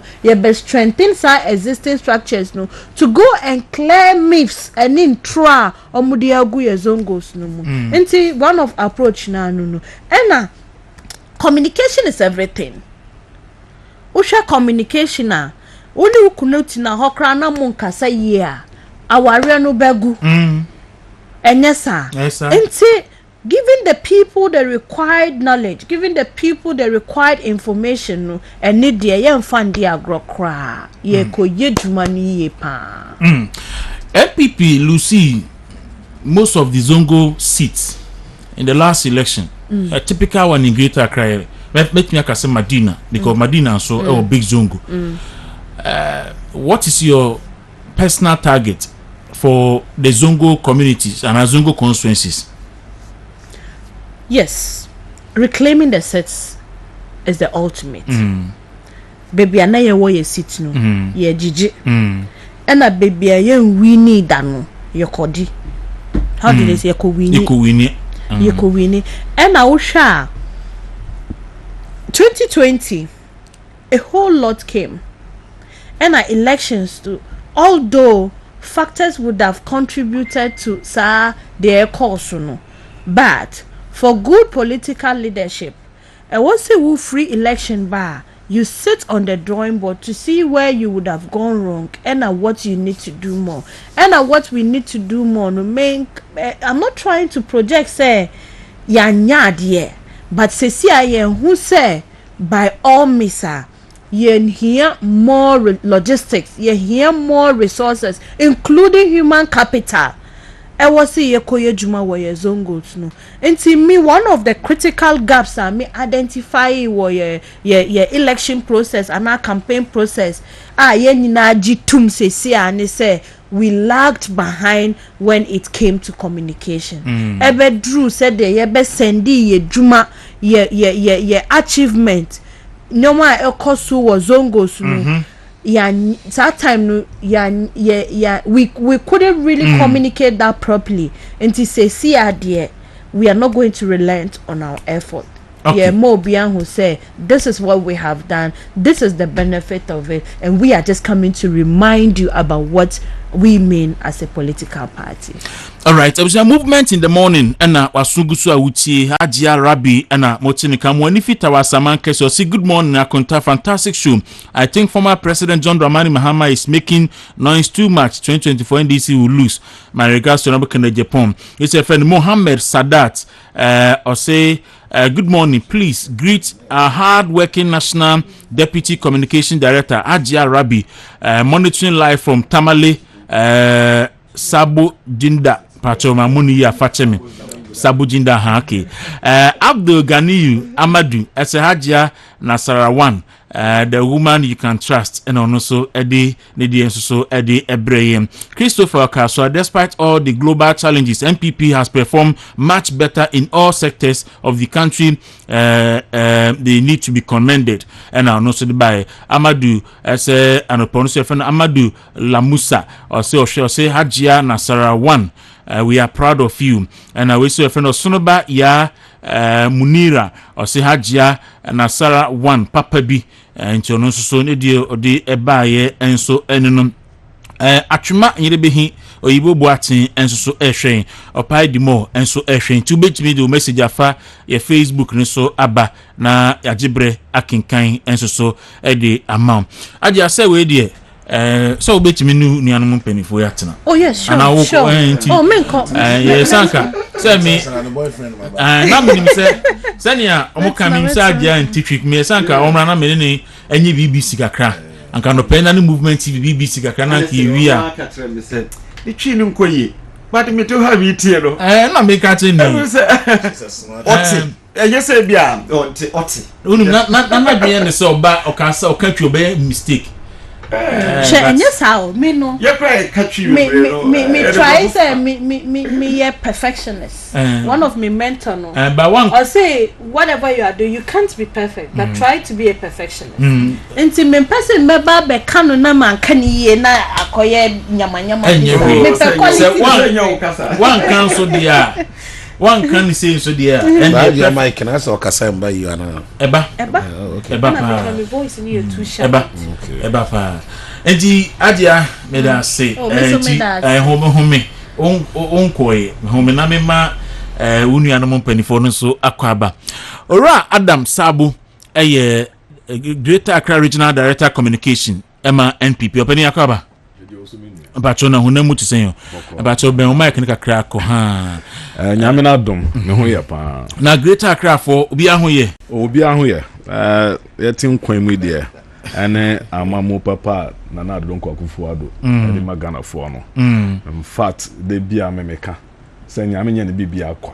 De nyame ase pa se samre ena wai o mampeni ti se na don kwakufu ado. A wodi e kan me de bia me kan ka John Dramani Mahama ene na di e kan COVID-19 ba nyame kwa ni memre nka ma history anka why history nka ma history nke se ka me ho nsam sa oh me na me ka chiro yi anka ba na why history say we wu na oh yes na hwe kura ebeta ne ewiase nyina de na esisi wo ho na fasusu de esi organ na hwe Ghana se na menu ba ka se me frizongo ne ye de pe nka bompa bibia ya cheche ho ya bibisa na sa de na restaurant na ye go so ye benam bambo a o mampanyin pe de ma ye nyina no etumi sia no ma ye nyina se sia eti o ye etumi anya ho a ye nam ho ye na wo hwa so a livelihood say no na affect no match kura obia esa pejan ho esa etumi ekọ bebia na wota akode bia na bibia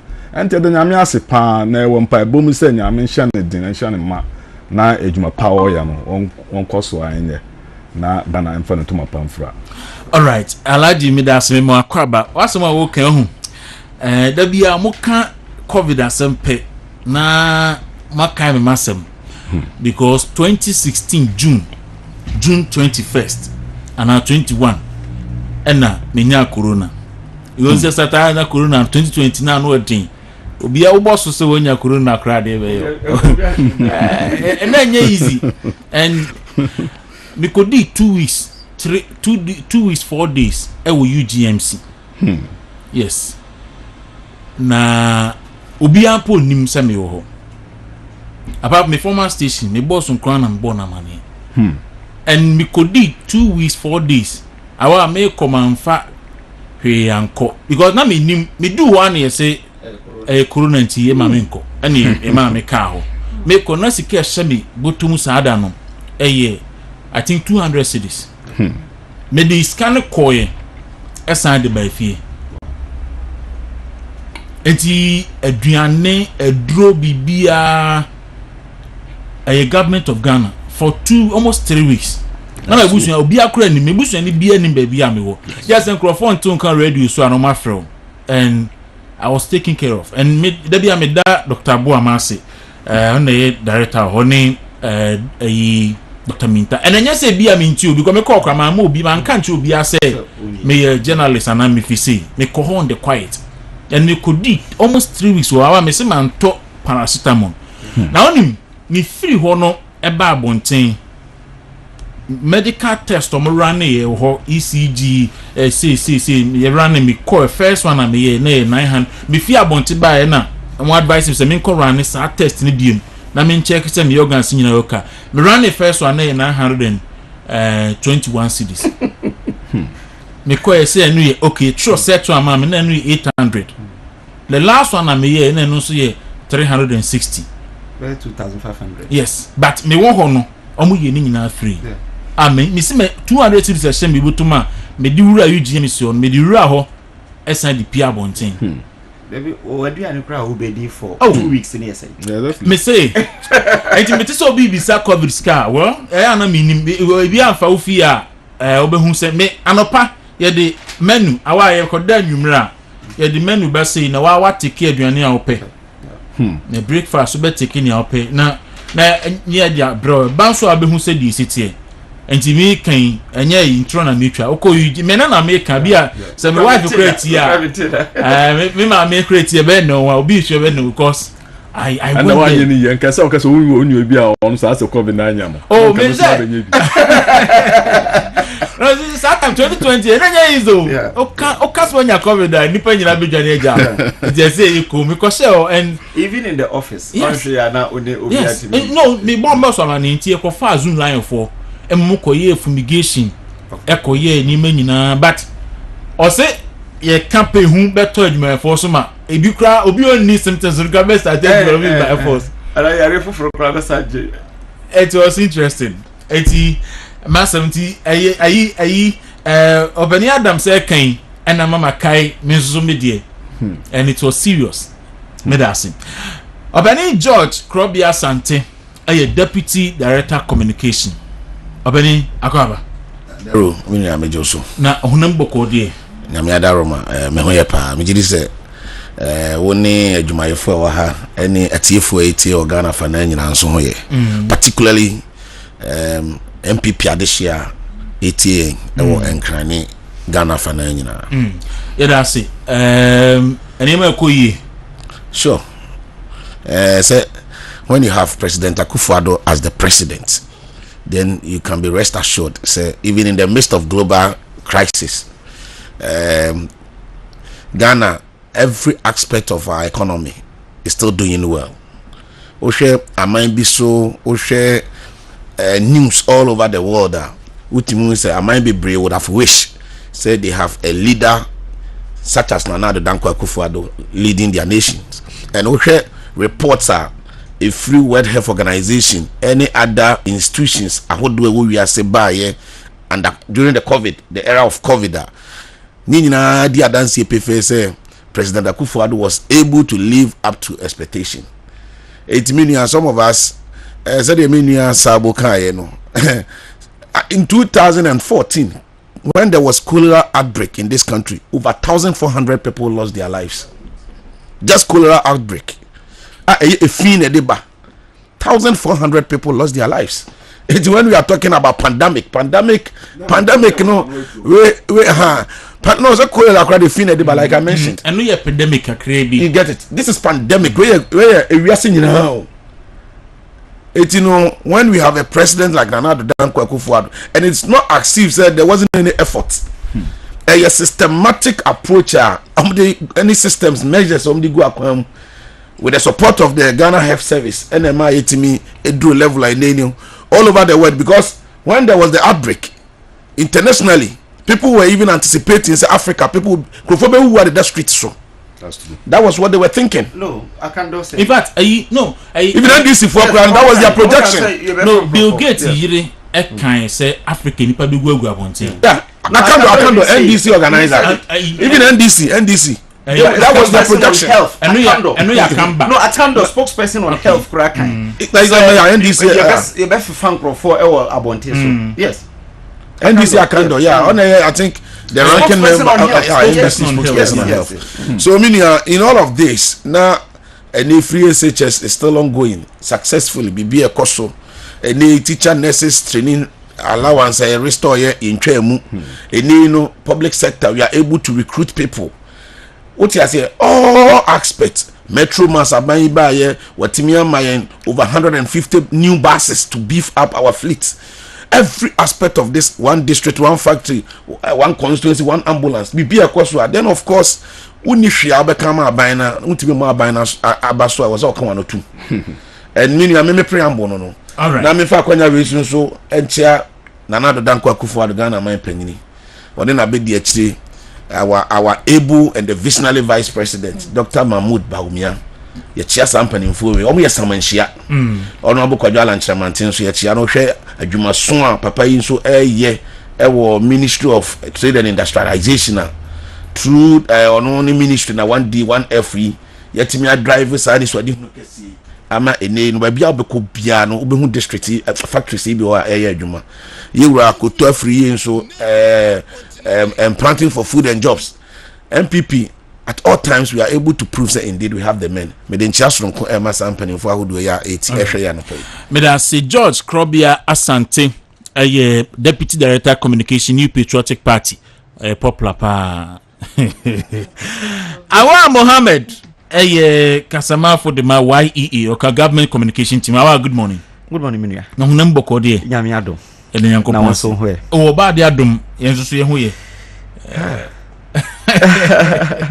Amiti we also the ade bia no na fi yanko. Ade ba kuro bi ye friend no Abomosu. Una unim Eastern Abomosu. I think say aban ebama o mo pa because o hwe Abomosu na STEM senior high school. We complete senior high school, girls dormitory, boys dormitory, dining hall, bibia STEM school no. Ya yeni nyina wie agu kota lo be bia school no mu. Because enemy who say sa agenda 111 hospital no so e hodia no so akakakra no mo wi eno so Abomosu ha the same Abomosu na minim ba bia kro ri hye honestly a woni ba bia wo se wo kokuma se na wudu a wo ye aduam se nyina mu a yes na be mane afa bo so ma ye lord kwan do a carrot e kokwa ben yes sa na bo ya mu akwata okay you should not be surprised yes wow obo so ma ye wo kra ka be yeah me say Abomosu eda go hospital yes eda napo ekose bose on be system school ho no yes na po education minister yes. Na oye committee community engagement inti me ko meni na we ko du ho na adapa o mu twa no ona ba makwata eda no na mo twa na da pa ma odi microphone so kasa ko yesu na o ti said ni mire wo so because depends so cross onim I say my penny Akufo-Addo ne maami ifiri. Say ne cousin ya Akwata. Ne maami kuru. Nana do cousin, direct cousin. Yes. Akwata. Enna omo say my penny Akufo-Addo maami fi kuru mu hasi. Enna wo honorable minister onzu fi kuru mu hasi. Ya kwan ye. Ye ni hwe wo kuru mu hasi. Enti da no honorable minister kasana ne wo so a oyesu. Enna napo ekọ ne nchen. Enna oji obo n'echi na oji microphone wo ne nsem. Enna o so mo bo say STEM school so mo be si no. We make sure say Eastern region no ebeba Abomosu. Fantastic. Dan na me wo ani obi na say na me gina ho. And only STEM school o masi awie. O masi awie. Ena sa agenda 111 no hwe ba bi a aduru akire akakakra no ma wie no. Hospital no so 100 bed. And also omo ye wie. Ekwan ya lead to Chrome ho nyira so ya ye ni nyira ti mi bisa me ho say sakro no wa he. And this is the testament of the worker. Yeah, yes, and yeah, penny for a can. Yeah, Jumanos almost hot. It is Tobon Academy, you said they academy. And they say, yes, I'm George. Or no, I can register an academy. I am BBA.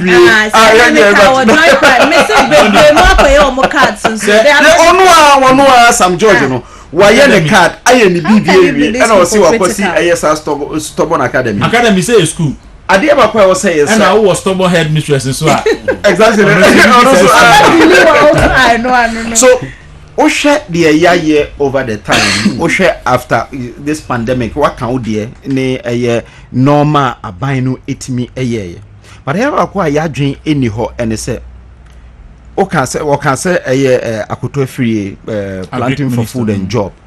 A buyer a boy to the extent that in 2018 Yankra Abro even one bag ewo my 2019 that is 2018-2019 season 2020 Yankra Abro ama my nanso na ya shati oman ni nyina nanso eduane anko atwe eno kire the success of a year planting for food and jobs no. And which I say, even with all the pandemic, I shut it down the country because for 9 months, I've been quite juma. Now, so now it so young crack now your airports for 3 months now Bibian for Homa. Now you're 35 airland ports Ninano, na Bibian for Homa. Now, so still on my moon Ediani Oha. It should tell you that I'm and yet President Akufo-Addo na be president at this time. Ankasamaba. Okay, I say World Health Organization, etwiti. Dear President Akufo-Addo kan abrana Trump can say maybe a Trumpian fan will be a me say me pe Trump pa and I wish he come back to America. But tamana all can say ono dear yam open business no. Na yamfa enhwe yesa oman no betimi ase no. Na Akufo-Addo say onim kwan a yefa so e de nkwaba. But on him a quiet faso a revive economy. No. It is say Nina say ye sika nina ne beko kwashim na Ghana for nyankwa. Ye beye. Into for the first time in your free electricity, in your free water, in a keka hwa etimi eboy. Even with that, in a debi American say even with for economic fundamentals you know, in 2016 compared to any year your pandemic no crano economic fundamentals in a better than under Mahama. Nti we dey make say yes President Akufo-Addo dey na say at least the leadership of Dr. Bawumia Alidia abedru baby a yedru yaka say economy no challenged eno no enye obia na eye but say make last week ne say Grofo ko Fred dance boka no omunim say IMF mpanimfo ebeba be ka say oh Ghana ya manage economy ni ye me say during the week so utie me a yes na ko tu sana o kan say IMF boss na some kan Grofo ntimi ana. And we're taking note if it's hard done former president or home wakasasa yes or come sa yes because my say you're great people your policies ni your papa omo enim say COVID-19 ni Ukraine nkoa na abehayen na Ghana sunya hode a na neighbors nyina nya hode awa me da se Abisawa Mohammed ena Martin Kamati Aji Arabin Kamati Iras Adam Sabon Kamati Krobia Asante enson kan betwa ehu tiawa na yakoji edwedi nkrato aba but ubetimi abejae o message e wo Facebook Movement TV on Facebook na yeba yajebre na yakenkan ede amount enti ye twa ehu simple kra enche kra just about 3 minutes na yakoji se edwedi nkrato ye firi aba sisi a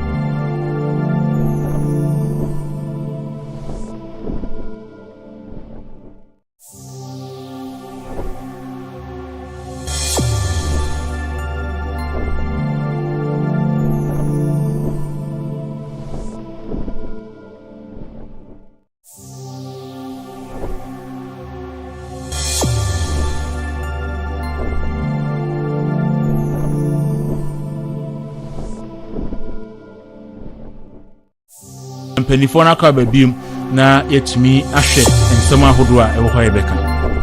And created an environment in which government and regulatory policies attempt to enhance rather than inhibit or frustrate trade, commerce, and investments. May I, learned colleagues, assure you of my full support of the Attorney General in his determination to prosecute Aisha Huang and her collaborators, who apparently insist on flouting our laws against galamsey and illegal mining. I expect, if they are found guilty, that the courts will apply the full rigor of the new amended Act 995, which has increased substantially the punishment for breaches of the law. Just as government continues to implement policies to advance the rule of law and thereby reinforce the confidence of the people and shore up our nation's reputation as a country governed by the rule of law, there are some who have made it their political agenda to disparage systematically the image of the judiciary for selfish, parochial, partisan reasons. These are the plaintiffs who go to court, indeed to the highest court of the land, provide the skimpiest of evidence to back their claims, and yet insist that their claims be upheld, despite the elementary violation of the ancient common law rules for the discharge of the burden of proof that such a result would entail. It is no wonder that their claims were unanimously dismissed 7-0 by the apex court. The result of this case is in stark contrast to the result of a similar one in 2013, when the unsuccessful plaintiffs managed to persuade 4 out of a 9-member court to fine for them. And yet, the earlier plaintiffs chose not to wage a political war against the court. We in Ghana have had a checkered history. We have had 3 distinguished judges of the High Court abducted and killed. We celebrate this incident since it occurred. I have made sure, if I'm in the country, I always attend these functions. We should, as lawyers, we should not make careless comments and remarks that will revisit the occurrences of 1982. Therefore, entreat all of you to be very, very circumspect in making very dangerous comments about the judiciary. I'm not saying so because I'm a judge, because once you are in it, you are in it. But then, comments from members of the bar and senior politicians should be such that we are not, judges are not put up for sale by those who want to cause commotion and confusion in the country. Abjanti enemiensa ena maboni edi kan ye mampani Akufo-Addo ne oso ne tumi nyina ta Godfred Yeboah Dame Attorney General chi se Aisha Huang se Huang ne nkrofo ka ne ho no on prosecute omo na obesan so asre atemu adwuma ne se so mo difo a asotwe a eso paa no omomfa emma wo mo ye tosumi enu ose obo ne homodin ani Ghana fo nyina ebo homodin se atemu adwuma no ebegya ne nan so na akọ anima bo Ghana fo no na former president John Dramani Mahama ene ne nkrofo nso aye no madwuma se biribia no ombegu atemu adwuma na nimu ase atwem wo abo so ose okọ court no judge fo nkro a etena asem no so no emu enan eka so mu na adi nkunim emu enum eka se John Dramani Mahama na adi nkunim enso no nyina emu no omu tie judge fo na asem moman ne ho donti omu gya ma ne kaya oman mu court no ne mutia nanso wo court no wan fa dance di anko but ukowie ya ebuti a 7-0 no woni onkrofo egu court no animu ase ena ne yetwa ato yi eye Justice Jones Doche a oye senior judge ɛwɔ supreme court ɔno nso ka sɛ asɛm bi asi wɔ man mu ɛyɛ afi apmahan wɔtwe ɛne afi apmahan kora bi wɔtwe mienu ama judgefoɔ mmiɛnsa ɛne po soja pani baako anadwo yɛkɔfɔ mu num kɔbɔ mu tuo kuo mu na saa adeɛ no ɛna ɔmo a ɛkasa tia judgefoɔ na ɔmo inciting nkurɔfoɔ de tia ɔmo no ahwɛ yi a ɛbɛsan akɔfa saa asɛm esi about 39 or so years ago no ɛbɛsan akɔfa ɛde ababiem nti ɔsrɛ ɛsɛ politicians ɛne lawyerfoɔ a ɔmo na ɛka atemu adwuma no ho a obi politician bi ka asɛm na ɔmo bɔ ɔmo nsɛm saa no sɛ yɛnhwɛ yie na saa ɔhaw no ebi ansan amatue biem we ne nsɛm yɛnsa ne nyinaa epie ɛwɔ bar conference na asɛm mpanyɛ Akufo-Addo nso so ɔba pro framantem make say ɔtoa so abona pro obetimi aba na audio message enso so abrɛ na yakenkan ɛde ama enti saa nkomo yi ma me nhyɛ ase wɔ George Krobia Asante enchen na yɛni saa nkomo yi George Aminia dedi kan me dase na I think say Supreme Court nkomo ayedi no so Ghana ni babia na unya opportunity to add a voice to this discussion. Mesre, I'm making a passionate appeal. Say, obey mindful of the security of this nation, because me I hear in judicial system now. Nobody will be allowed to undermine the independency of our judicial system. As we speak now, we share the executive arm of government, we share the legislative arm of government. All of this arm of government, no, and arms now be politically motivated, highly polarized.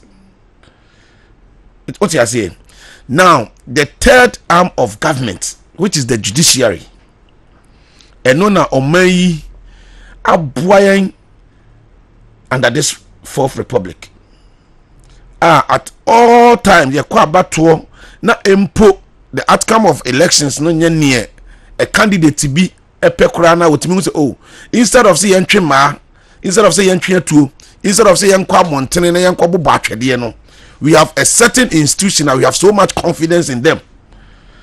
We can take our matter there and ombejina emra eso na ye de ahwehwe nsem na atemwa esefata na ye den aba. And it was in the spirit of this, and in the year 2012, after the elections 2012, MPP government, it was a very close contest. Nana Addo Dankwa Akufo-Addo, Yewura Dr. Mahmoud Bawumia, the late Jacob Tanka Obi Chebelamte.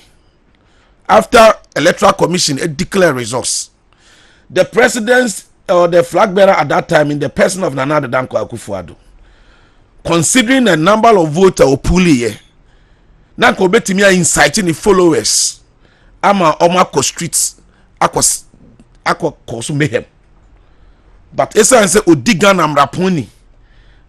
And of course, when we talk about mra wo Ghana ha Nana Addo Dankwa Akufo-Addo or wabudini e Ghana legal system, some of us we were not surprised when even all facts any near be an nipa dodo na feel say that particular elections no MPP, and I said there were some level of machinations near there no.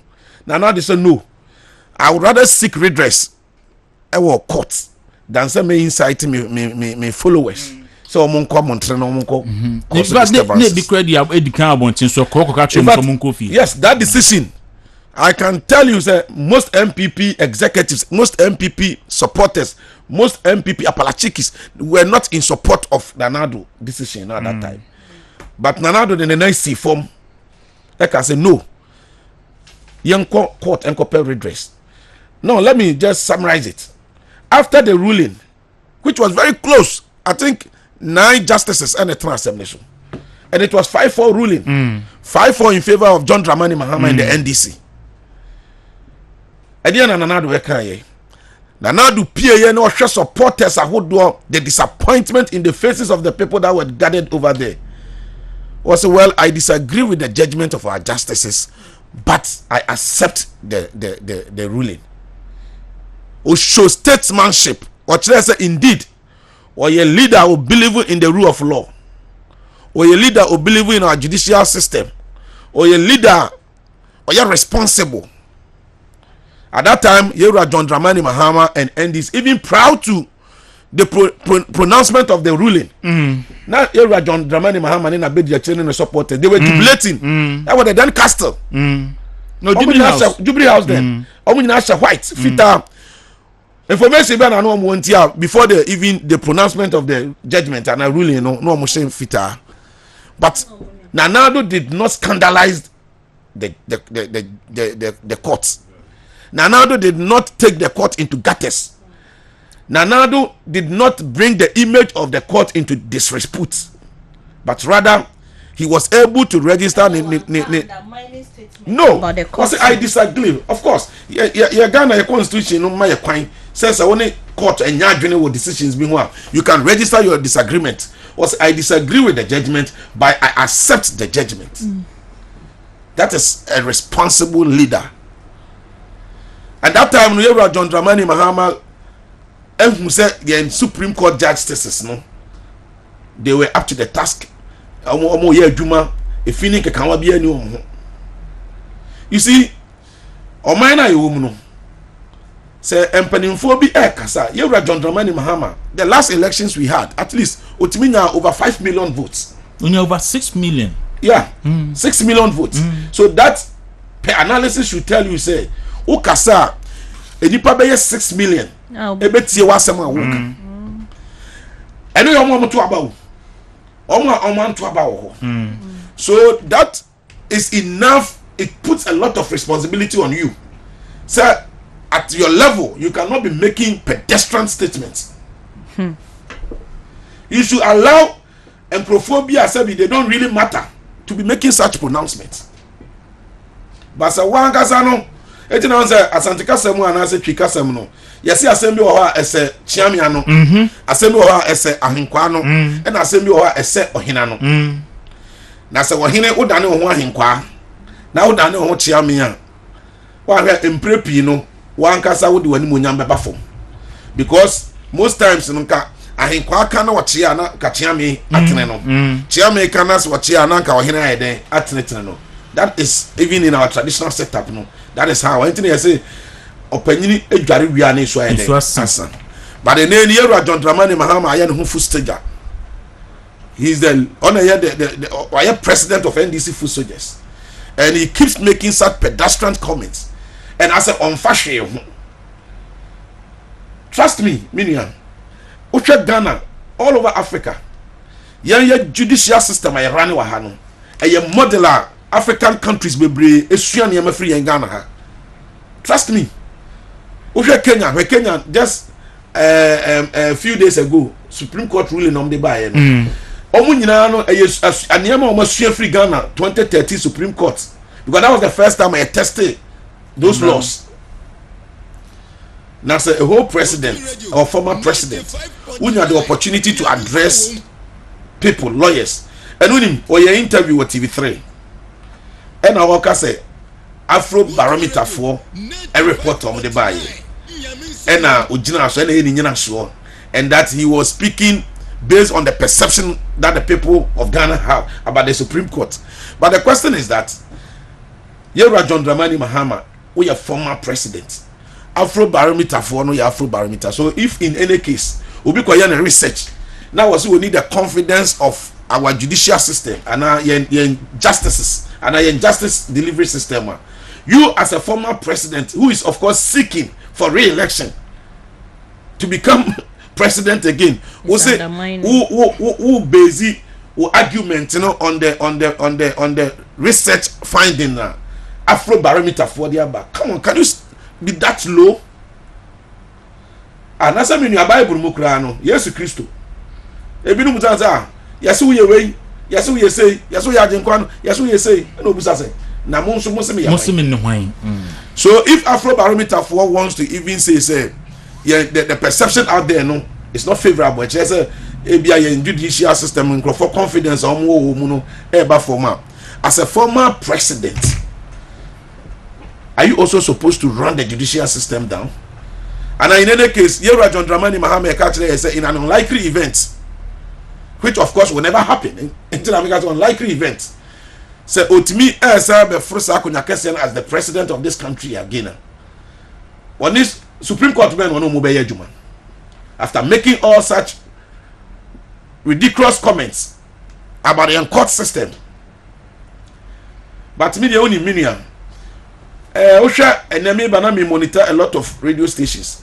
NDC for lawyers being here the we are putting in defense for some of this comment. Then I asked myself, say, hey, what kind of a nation are we in? And Yewura John Dramani Mahama making a target for himself.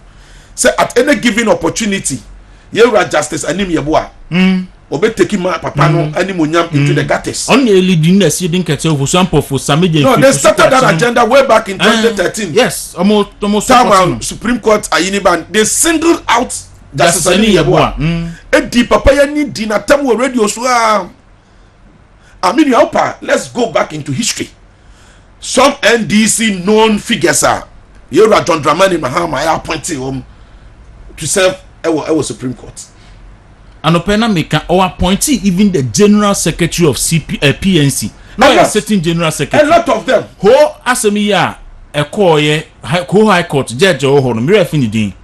Na Ubu Asaminitia Miwa Mode call Appeals Court. So no NDC former candidate. Every candidate. That's where I was landing. A bit of a former candidate. But in any case, nobody is saying say justices no, they are above criticism. No, they are human beings. Nobody, law no cry encouraging and people should speak up. If you feel say, judgment be cause now there's particular practices be cause na yampa and minu said the room me no na wa to studio and minu sabo haji anu tiano. We don't even have the contact of Justice Adim Yeboah. There be. But Yewura John Dramani Mahama dear at any time when we free say or person ne any of them our access. So enkomoni bi I don't see why he would just rush come into the media no about making certain comments at the end of the day when people subject some of the comments into proper scrutiny. Now people will ridicule him. Needless comments. Now people will ridicule him. But why are you so desperate to the extent that he doesn't even care? I mean, you're gonna have only short memory. Nobody should sit there and think say Ghanaians. Okay, of course, there was a time he made such statement. Say Ghana for it was short memory. Trust me, Ghana for any short memory. Ghana for Kai Bibia, Ghana for Ebe Kai nin sama walkie kain. Atemi a wodi judge for okrum ha atem. Some commenter Justice Doche okosia NDC for lawyers. John Dramani Mahama share NDC lawyers. The comment he made a similar comment. Emma Justice Doche ebe condemn. And then Justice Doche kwa utie empanimfo akuku dama sabi ya manyo sama ye no omo ye non partisan obia condemn with the exception of NDC lawyer for open Yewura John Dramani Mahama comment no they don't find anything wrong with it. Edian na ye kire enchirima. Edian na ye kire enchirima. If this comment happens to be coming from NDC communicator can any problem. But it is worrying because it is coming from a former president of this country. And that comment to me, I describe it as pedestrian because so we see the basic principle in courts, and it's he who alleges the burden of proof. It lies on he who alleges. So you cannot just go to court. You went to court, you could not even adduce evidence. Court to my opportunity. I see being get here every opportunity. Say, collation mumu figures. Yes, saying just tell the court your figures. Then this could not tell the court their figures. The court a place of record. So, you don't go to court and you want to play on the judge's emotions. Say, me call my mobile. No. Court. You go to court before I go court. No. Now I bow home. Check case a course 2012, 2013, when MPP led by intelligent Dr. Mahmoud Bawumia presentation now, and the level of evidence and this MPP at that time was able to bring before the court the almighty pink sheet. Your fat pink sheet, your analysis we did on each of these pink sheets. So we were able to convince the judgment of the justices. Everything that we winning for. Okay. You get it? But NDC presented their issue to court. They were asked basic questions. So, Mukes Nankasa Muno, Mokasa Mosimo coalition, we are no, Munya say, Munkancha court no, Yamasi Odikatia calculator. Want me and Chese, or Yakikambo, Yen figures and asking your figures. Yet you went to court and you expected justices of Supreme Court say and grant you request. No. Yes, I'm justice here. Yes, I deliver justice. So NDC should. It's about time NDC but yes say. Omupe. Ghana Supreme Court. And NDC dia and NMPP dia. Our Supreme Court has always been there. Justice delivery system. Of course, if they feel say they want to propose any reforms near there, it is welcoming. What did I mention? But unnecessary attacks, infantile comments, pedestrian comments that seeks to undermine the powers of our justice system, all of us will speak against it. All right. And on that note, I condemn such pronouncement from former President John Dramani Mahama.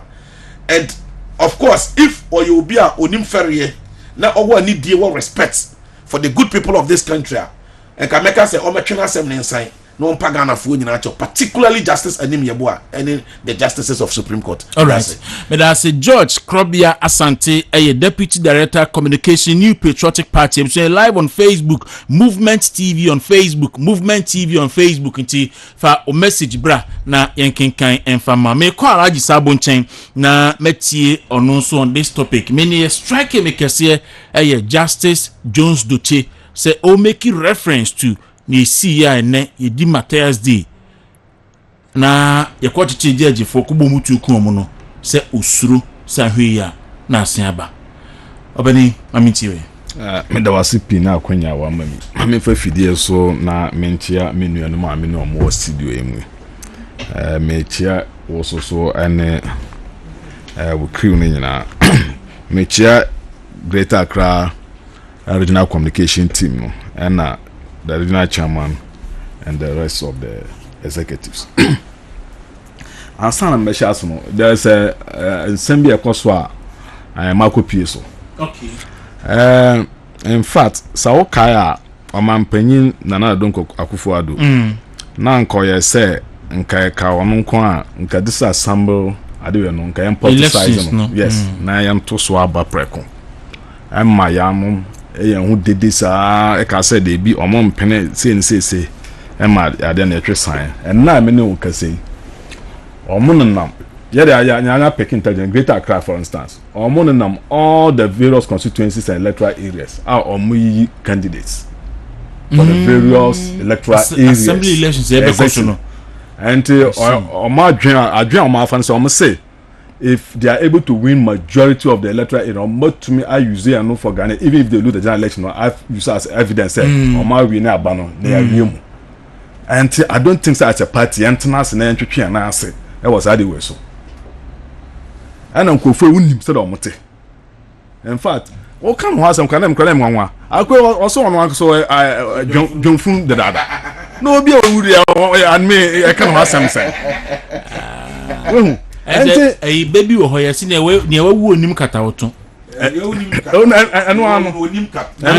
kata woto dabi ana wonim bi ana de wo mbo so babies no a omo bu omo say onipa wa hye da say o da no wo pay da wontu nyane no ante sa suman ena wo no ante me de ne nsam nyam nwanwa de wotina mpa bo na me bo ma no say de be ya at least nsam a wo ka no ebe si eyie enko fa ake kono anko bi en ha ne ho but enipa edi nachi na edi ni die no o ka se ya na tom ba unim bibi Ghana for dodo na ehunu sese omunim no papa ba ko so ono anka se ne nkrofo a omo beta no ho a omo nyina adwen the same adwen no ena omo tumi pagya no nsam ededa no nsam bi ente me papa de no ase de ase ya na ase yamma yeni enko no so na yanhwa said ye woto anamo wa oman mu na yɛntumi hu ɛna besides that yɛwɔ mmara a ɛbɔ ɛho ban ɛne bibia ɛnte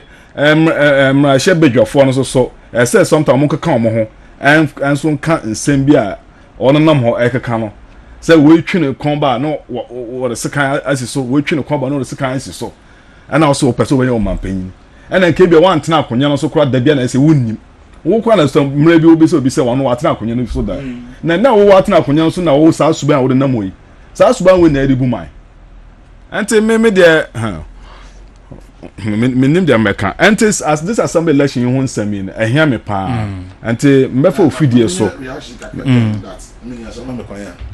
Okay. You see, district assembly elections, no interest because I still cry me assemblyman.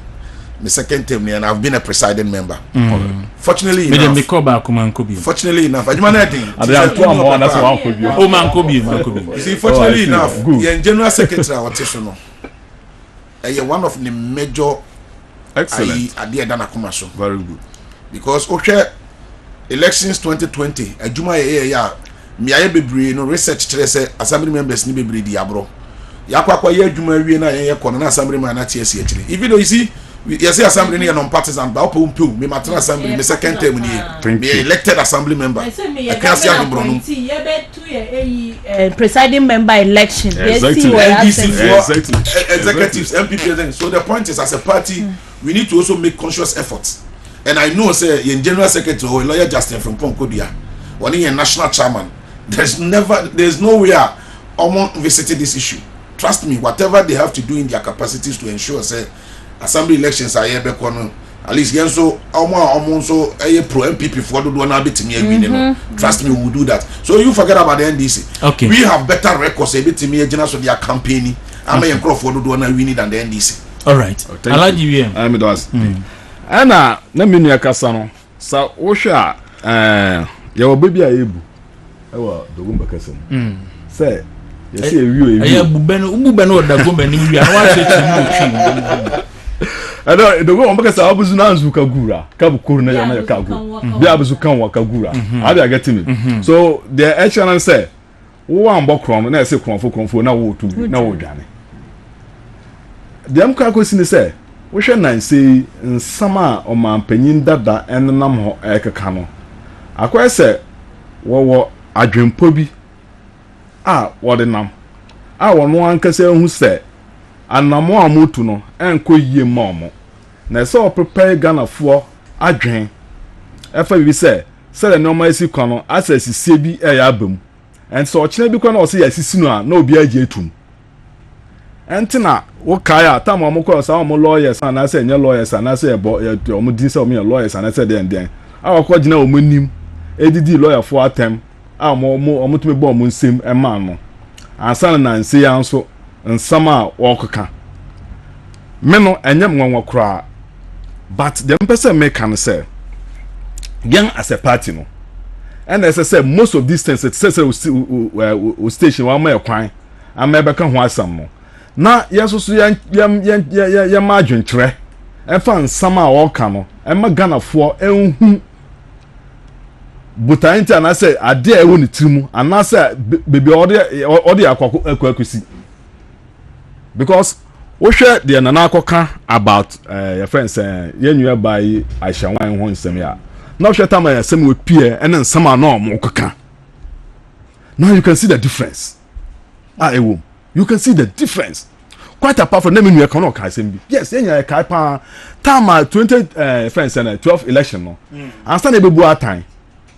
Your chair TV. Only on my penny bedi trader. Emisata. Omo na ahye ntade fufuo pa ayenye bu atan o. No mo num tea. Omo ta hankechi fufuo ni bibia omo te ya de we. Yebu atan we no. In fact, we can share sa the name headquarters.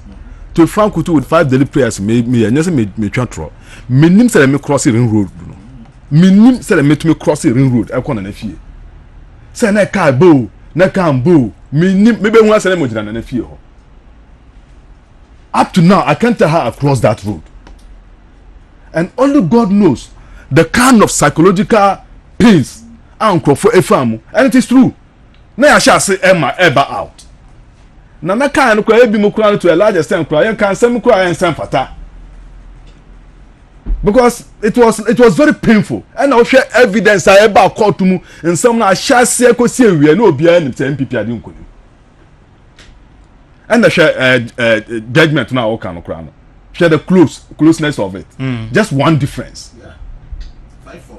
yes just one difference but then now opinion there no kan o say nam odo a odi ma man no ene obuo a odi ma your friends na ajaji for no odu asam anya ne de ba waje tum that's right anya na eti nkwan mu anya na Ghana eda so eto anamu ena mo di ekura no dey me yakura se nko mo so the evidence ba akura na wo ba court wo de makola wo tumi kai e de makola calculate ba court ho but the edi wo ba court ni ntinu kura no want me an kai an fa no ama won wo bi okofuo mu a wan fa so na se kan an kofuo na wo ko de wo fuo mu ho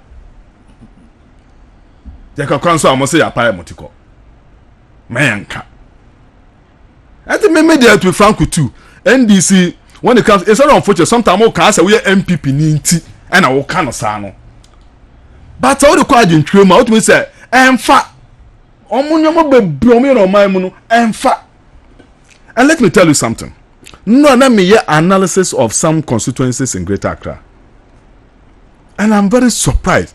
Sometimes to me say anka say Crawford because no to make us say break the 18 in their bed. To be frank to where we stand, no, it is more than possible. Oh, share, take a critical. I mean, say, you are very confident with the Ashanti regional Adiwe, no. Just take about just random sample of some of the constituents, especially where you are performing well and other things. And do even with 2020 election, yes, slide it back a crown. Now analysis, naturally the closeness of most of their strongholds in the resource and other things. And American, yes, and even today as we speak, developmental projects. Nana Akufo-Addo cry exceeded President Akufo-Addo in terms of infrastructures and other things, especially road. Yes, in fact, I'm marveled. And I will to cry our mind. I mean, first time, last me can stand up to now. I say, I'm going to.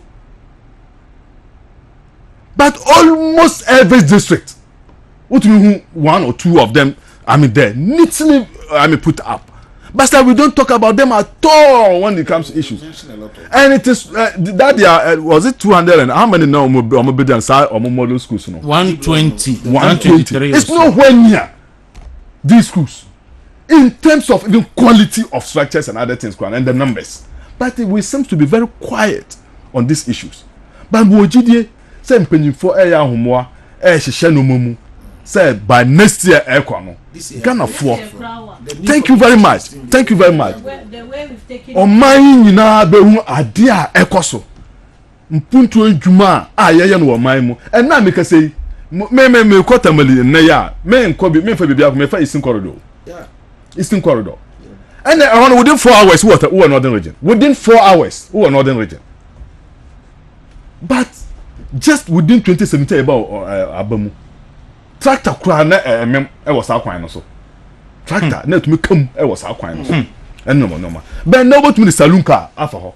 O de nya wi kura o. But to saloon car afa ho akosire. And no. And me there me o GDA pa say court for our attack o mo no. And some on nam ho e ka no. Ampa your first judiciary no. They no mo bu a time man no 2012 no. Omo ene wo ho no. Enye different ade we bia. And so hwe John Mahama, wo refa any case John Mahama andi hu nkunim a waka papa bi afa ho. Anytime bia amfa na afa no, na say enye. Obi a na otena akunyem no, onye. Obi a na oka ho bi ye no, onye. To support your point, you know, say a sin of case, you know, plaintiff need say or file injunction. Nana koko ex party, and a court no reject no cancer. Omunko survey a MP nansa, and babonte be can say judge for no, and who you sue and rano who say because they never come munti. Exactly. In fact, one a very classical example. anytime bia sa asam no kwa na akọ se Ghanaians for anya njintum kwa no na se afa mo afa nkwa dia mu pa mu mpu mu njintum eno anu no but I don't know anti me there mo man concentrate on the good work side yeah no because sometimes I say sometimes it's a way of very good what divert energy and no no effort side no and them get one way jumfun all right and to only one that cut we when I say high ho e kan ho nsem bebre o we there all right alaji me that say mesan aba ho biem enti opani Adam Sabo na Martin kan no me ko awa ho na baba awa o se na alaji kan dan o ba ha wasoma kan pepepe abem say I am a boss abeka say Ghana work otisi mu no ene nyina ogusu ninamu afi matiso de bi tutumu o galamsey ho o de bi tutumu S grasa ho o de bi tutumu o say ayifu ododo ayi import deport ono also deport 5000 who be analysis okay Ghana immigration service mamiti awa you made us say I think kono edikan kasa na it is worrying say obenya former president na or bastardize the last institution aka because we share executive political legislature political but it uba as I say a rule of law that is the last institution adeba kwa very worrying and it say obi bia oba o man bia no o hwe security no hwe your friends say quality judges are na o hu say oba o ye safe obi sisi na obenya judgment pa so say unya a former president bastardize judges didi wo matem ka say yentimi enya atenten agise yi chief justice firi ho a eno kire say ehu edema oman no even though nipa bebre enim no especially Ghanaians there then so in the eyes of abia obi a wote abonten a onye Ghana ni no ebe hayen kakra ade ba ko a ewum ene se ono a ka se judges no highly tainted no nipa mako 7 a omutena elections petition no wofa ba ko justice apau na oye NDC ni kida before say obey lawyer obey judge no oye kida na oye an appointed member now a deputy secretary for PNDC e obono hafo ena time na o pese oye shenanigans bi no okofa ne be ye no sole commissioner.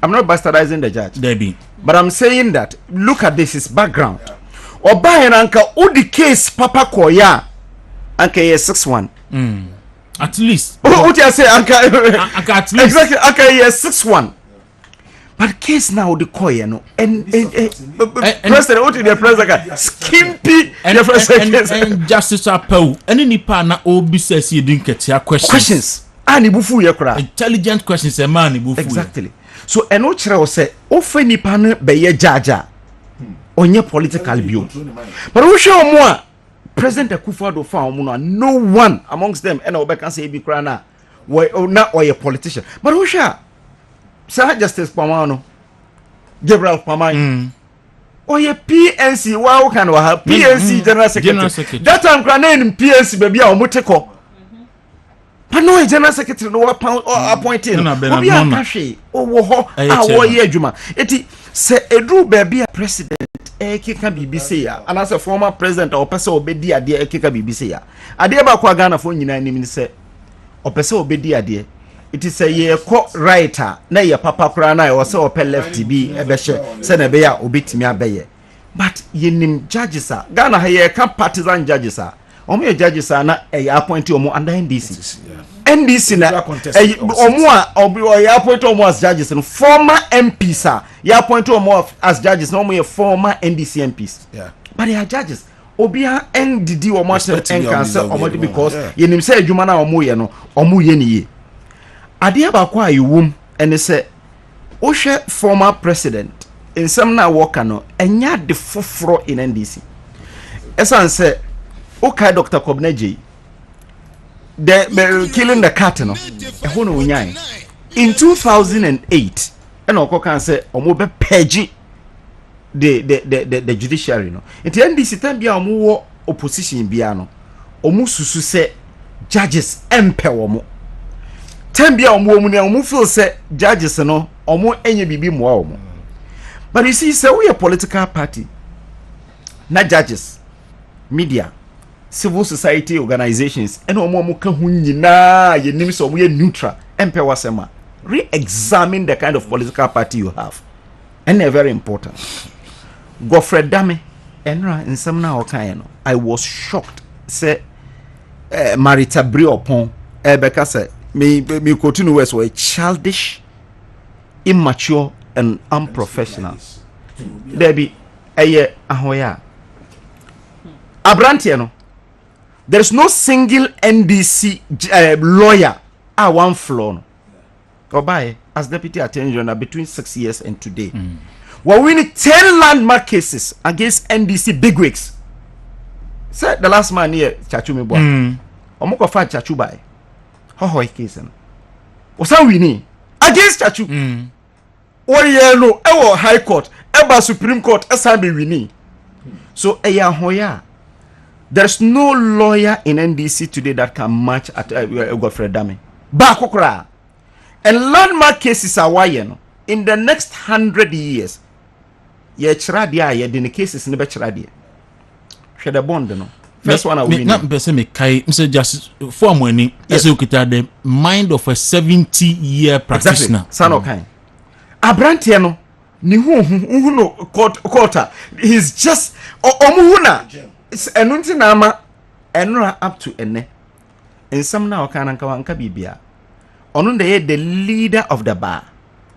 Attorney General bi atama Marita Briopon Attorney General mime no na the leader of the bar. Omuko omu program si ya onu na ko address open. Inti eno asembe na okan say lawyers aka omo bom so omo ye NDC lawyers. Muti ho ama former President Mahama ateki judges to the cleanest. To the extent that nipa oda judges ni nyina no wasi ya nyina mfiri ho ayenya tentene ne ewo omayemo. Na wuti ho as a lawyer. One ka say president, one ka former president, one ka say ye kura na oba utimi ye rebattals ketwa bi. Obon insema so nko ye rebuttal. Obon insema man to the extent that more defend obi abeka bibi say sanka you should be the last people to talk about it. Or can be about Nes Gracia. Wasi for the past 20 years. Ebrokrao what JS Gracia sir because MP from no assemblyman what JS Gracia assemblyman so what just for more than 20 years what and they crown that soji and no TV to say was say pension akatua ndia woje na bibiri na ka se tua tu mu ne de wanya se woji tumpa se woje a ene wo se o me ba ye be hwehwem wadi amenti wo se hwehwem na otifi oje ne yereje wo se ai eno de woje na so normal wo se otua as a former president wo se wo rent baby a wo ye no office can you imagine this so you can't even afford your no orientia state tio state tia and yes I was say state tia 20% of ne salary demand as rent exactly what you say exactly the retirement package exactly so enra what na yere ni alanche martin pay ye pay because in the yere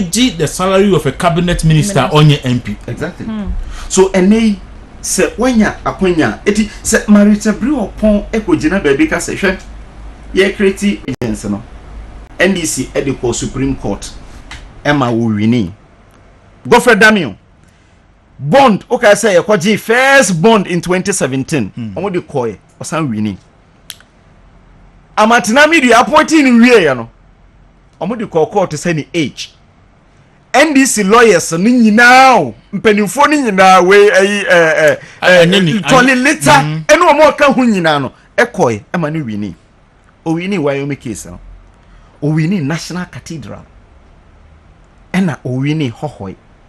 These are landmark cases are winning. Inti anya hoya there is no single NDC lawyer awo biti mama chino.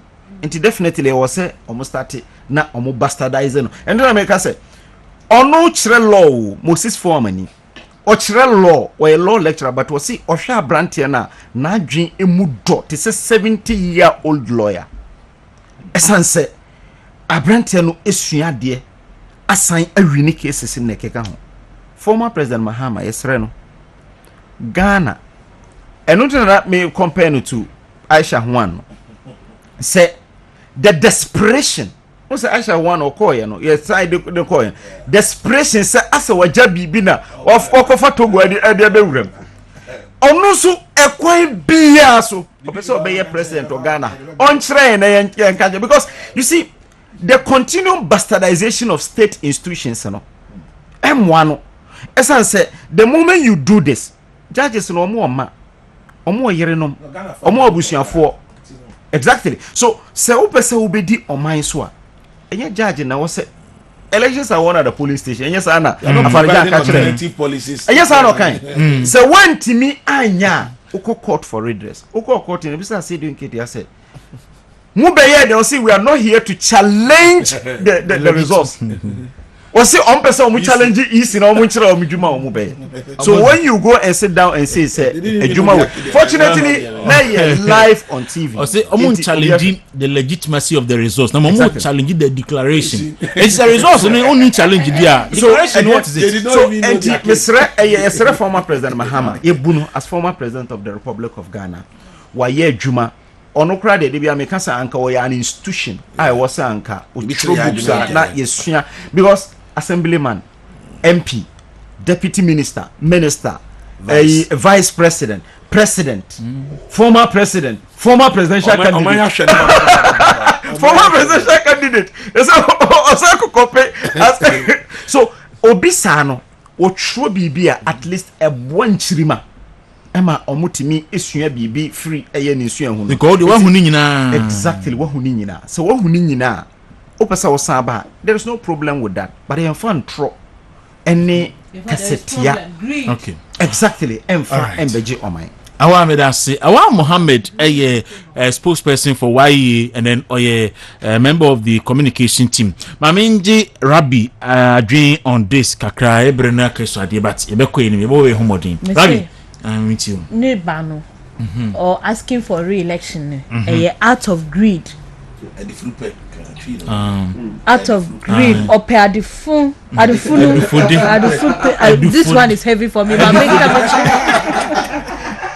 well into moon jaisa tactics of incitement no which and say we monitor more we be who say or more using several approaches more especially incitement and need diversionary tactics say ye bibi na nyomba ekoya say bibi very good ekoso in my moa wo be ho ana omo akotam ntrobe abegu o media space no so enti omo jaisa hypocrisy no embo amo say maybe just in case say nyami God forbid how do we say it nyami pengu but so mumba will they would they be ready to accept say like all this pretense omo ya ne de yo omo omo beje omo nje onje until where there me kwan so that we go to the next Abusanti movement in the morning and our songu so awuti Wuntumi Radio 95.9 FM and Movement TV live on Facebook, Instagram, Twitter, Facebook baby Movement TV live on movementtv.online.com obetimi akompato GH schools say anopay men control say mampani akufo do nusu ade hu say enei ebetimi ahye technical vocational education mokina no na wo so omaba wo eboa no madwuma pa wo ye ne say omo mambabu anyomonsa na adwuma nti omo de GH Technology School aba omo computer and repairs mpatcheba hardware software networking MCR operations electronic repairs home security system CCTV installations gate automation home alarm system ne nyina mbetro ye na abrante onso watimi ababa onso watimi nyansa no adwuma omo omo GH Catering School omo food cake pastries ne beverages timisro bibit say local any continental dishes say ye aduane na yes science ye cake birthday dear I fraud ye bibia obetro na kadie ni mfidi a wo de be adwuma nde gu TV su bebre ombetro ni nyina betro kama omo GH Fashion School and also so much fashion and design to bibit say fashion design and illustration, pattern drafting, textile technology, garment construction, children wear, gents wear, ladies wear, wedding gowns, any suit, nina so omoche, omo GH cosmetology school, omoche beauty and cosmetology, facial, makeup, nails, pedicure, manicure, body treatment, massage, recap, weave on, any nina ye, and also omo bachelor, omo GH media school, and also omoche media journalism and production. 2% oye juma radio so TV so person suya media law marketing video editing MCR operations ne sound production ne engineering ne nyina so omo ekire Achimota Abofu Junction omo be new Achimota transport terminal omo be ICGC omo form no ye 100 Ghana cedi obetimi apeke the online www.admissions.ghschools.online and answer for 0544 622250 0277 622250 and a 0204 622250 na oniomo entwetwe enkomo yebre akanu esuanti ebechan kakrakra na yechimi akom entimi nko krobia asante enchen na minti no issues ne do so mampani igbo apro endra anopa the video pictures ni bi empaka dan kwan no the home pictures akire the railway no so akire the jase kan kwan no so akire any other ones nti Robia yenkwen ebiri ni afanti enye nisema num na wasepa nti asante pacho omo chirechire mu ya so ya na the pictures ni bi so e de agusu na etiefo so ehu total of Eastern Corridor Road as we speak, and this information from Ministry of Roads and Highways obi abetimi ko verify as we speak today. Yen MPP aban led by Nana Danko Akufo-Addo before yen ba power 2016 na 27 kilometer of this road and in total it was a total of percentage in good condition Eastern Corridor Road na 27%. As we speak today, your page move from the 27% less than 8 years old, from the 27% to 74%. 74% no, what 24% in from meaning say you increase 47%. Now this was Obama quite briefly. Okay, Asikuma to have there. Azante pachofa akwan pictures ne brawai. Asikuma to have there. Na the length, total length near 45. In 2016, no my 15, and then yeah 25 kilometers. Have to Hawaii, total length 53%, 53 kilometers. And NDC, NDC, 5 kilometers per, and then you buy your pejam 41 kilometers. Just kind Dodo Pepesu, Pepesu, 56 kilometers. NDC ta oman fa ba ko pese oman just a single 1 kilometer per oman ye. And then Amada Roma MPP ya all the 56 kilometers ni nyina. Achasem this year was our area honey. And we should all shout to say first class road.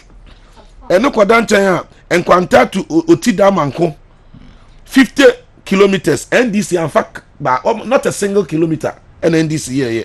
And then Amada Roma yetimi ateso ayemu 5 kilometers.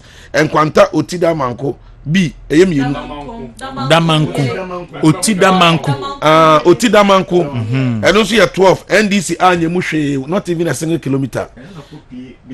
Bimbila okay for akopie Bimbila great. And then by Nyamiada Roma out of the 12 kilometers ni ayemu half yetimi aye atale 6 kilometers amoma me gidi say the more ayetena ban mu ache no the remaining 6 kilometers nti we obi na wo hwe ya was ultimately MPP opportunity to stay in government for long. So the baby betimi ayama. And no kwadantan oti to yendi. 96 kilometers. NDC anye emu 0 kra. O anya 1 kilometer mpo. Ene Nyamiada Roma ya 96 kilometers ni nyina. 96 100%. It is a oti o yendi enclave na se ekwan ya de ehia wa na wonim ohawa bad road na de man na nei. NDC ebedi 8 years wa aban mu. Omo antimi anye a single kilometer. Ene Nana Danko Akufo-Addo MPP Adaroma. Ya constructed the 96 kilometers ni nyina achese ene no e kwanye problem.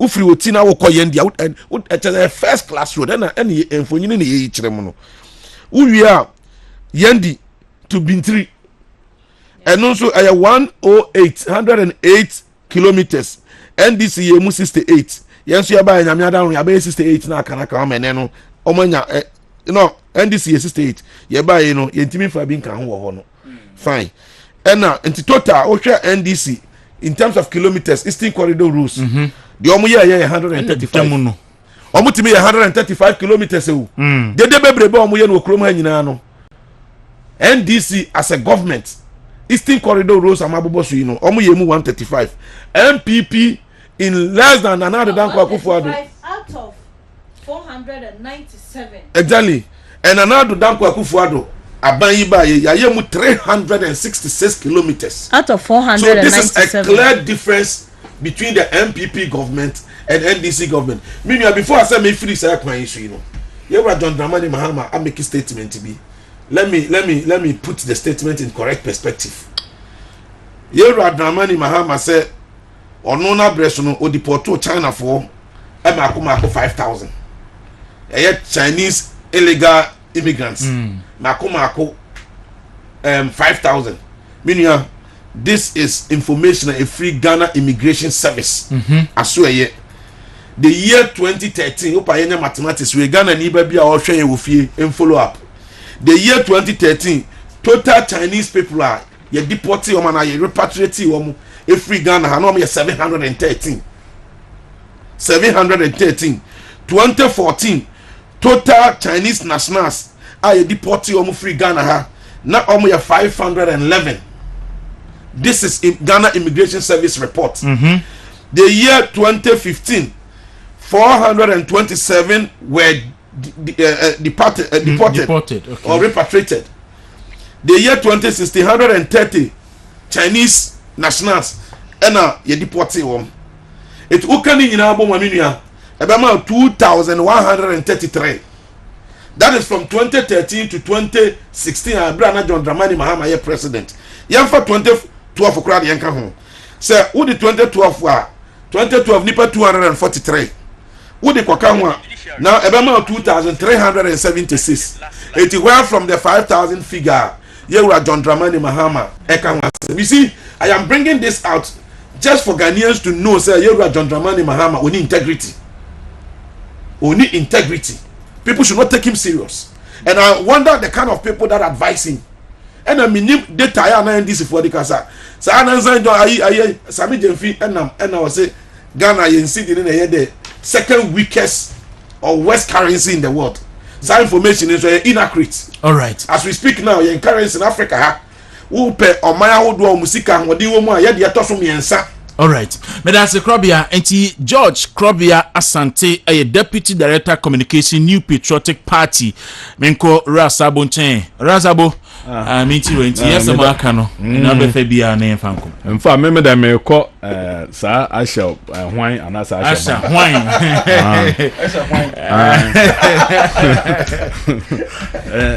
In fact, emenijie pa say Omanpenyin eka ho asem eka say a lawyer for ene no ndin say dey say fata wo kaya mrebi no ono ankasa so Chinese embassy so omo so buy e be kan the same thing say omo for Ghana mra no amene ni man sama metetin say ena enyam nwa last me kan say Aisha hwan wo free channel buy woni me kwae mu obi na so no nsa e de no kwae no mu ena onne sa kokudro no anka obetuma akwa ndwuma na oya no wonne nkofo bi ena eye enti so biti epie e won nsemu a mamo man say bia we ofiri ha anase ofiri ha nti yan hwe na ma asam no enkoka because na akwa say nkrofo mu di abro e wo man mu no a pese o man esika sam empeja no na omo na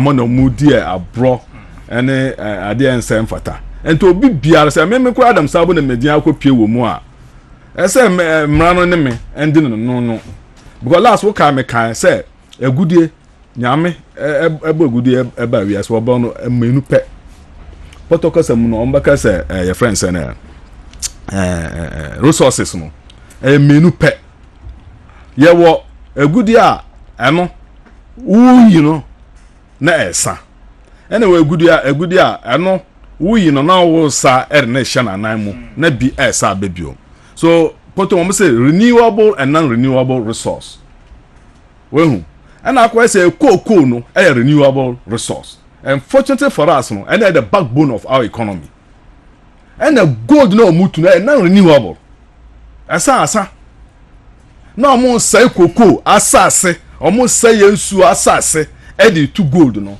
and the me ya pa na say we China ni o and to gold no wi a enye ha na obeton gold no and the dollar no ayeka ho asam so no eno so no asam na anya ama bio na no omkrofo bi a omo man mu na so na ase and nka mekura no Ghana fo na nko mechi na aka no omo kura no dia no kura no omo twoma so kura se wono Chinese ni ayeka no ho asami na yamma ewiase nyina so hu se ya Ghana ya mra no ye de edwuma pa and to oba ha na se we ade bia nsem fata opesa wo sei yamma na yemfa nchawo and na me no kaze me da bia meka o tu kwan from nkran e de ko sirem a nso bi akwa se eno kra we ni monyam kakra no ne black voter minimum asa mo do na ma hye no so black voter na enani asa but they can nyina wo hwa enhwe ensem fata na no me ni environmentalist bi kra ka so si voter no kra so na say fish pond no mo ye wo so no so mo start di polutino about the muntu galamsey ni na mo na ba fish pond and feed ni gumu no because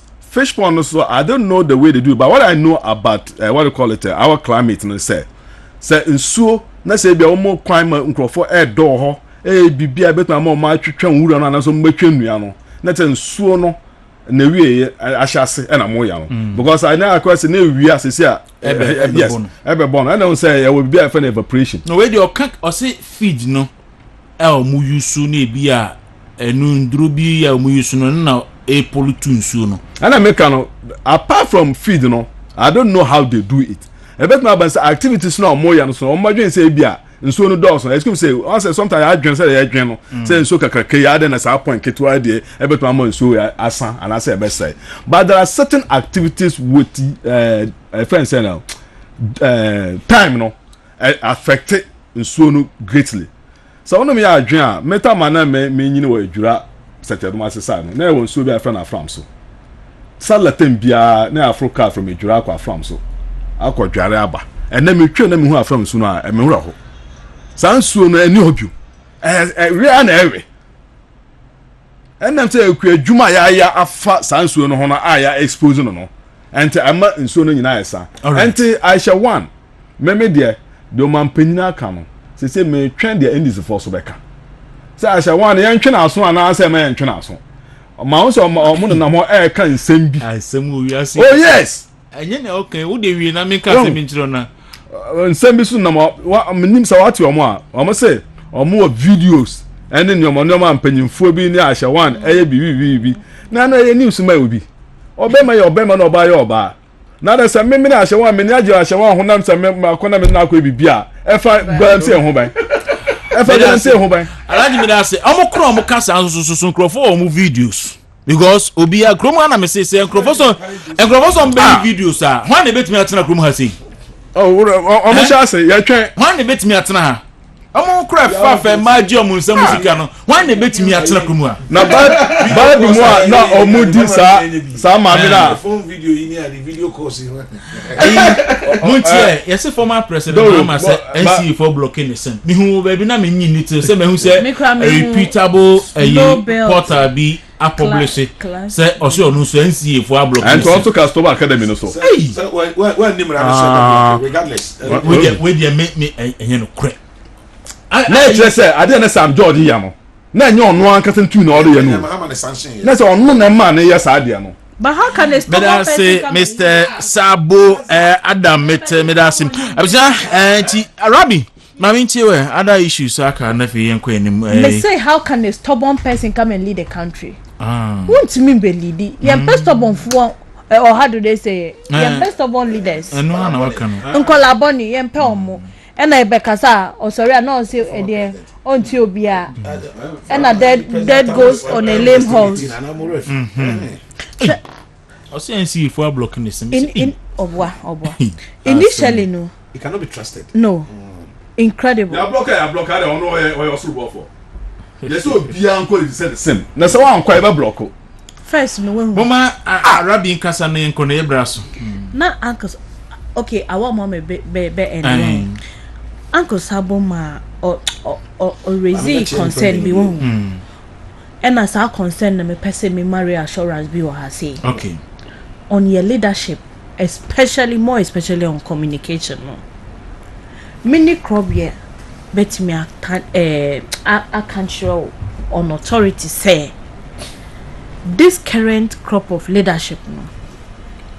You're more than willing from your national chairman to the deputy national national coordinator. You're prepared pa. We share your your take off points no. Who say MPP is ready and now time to experience more.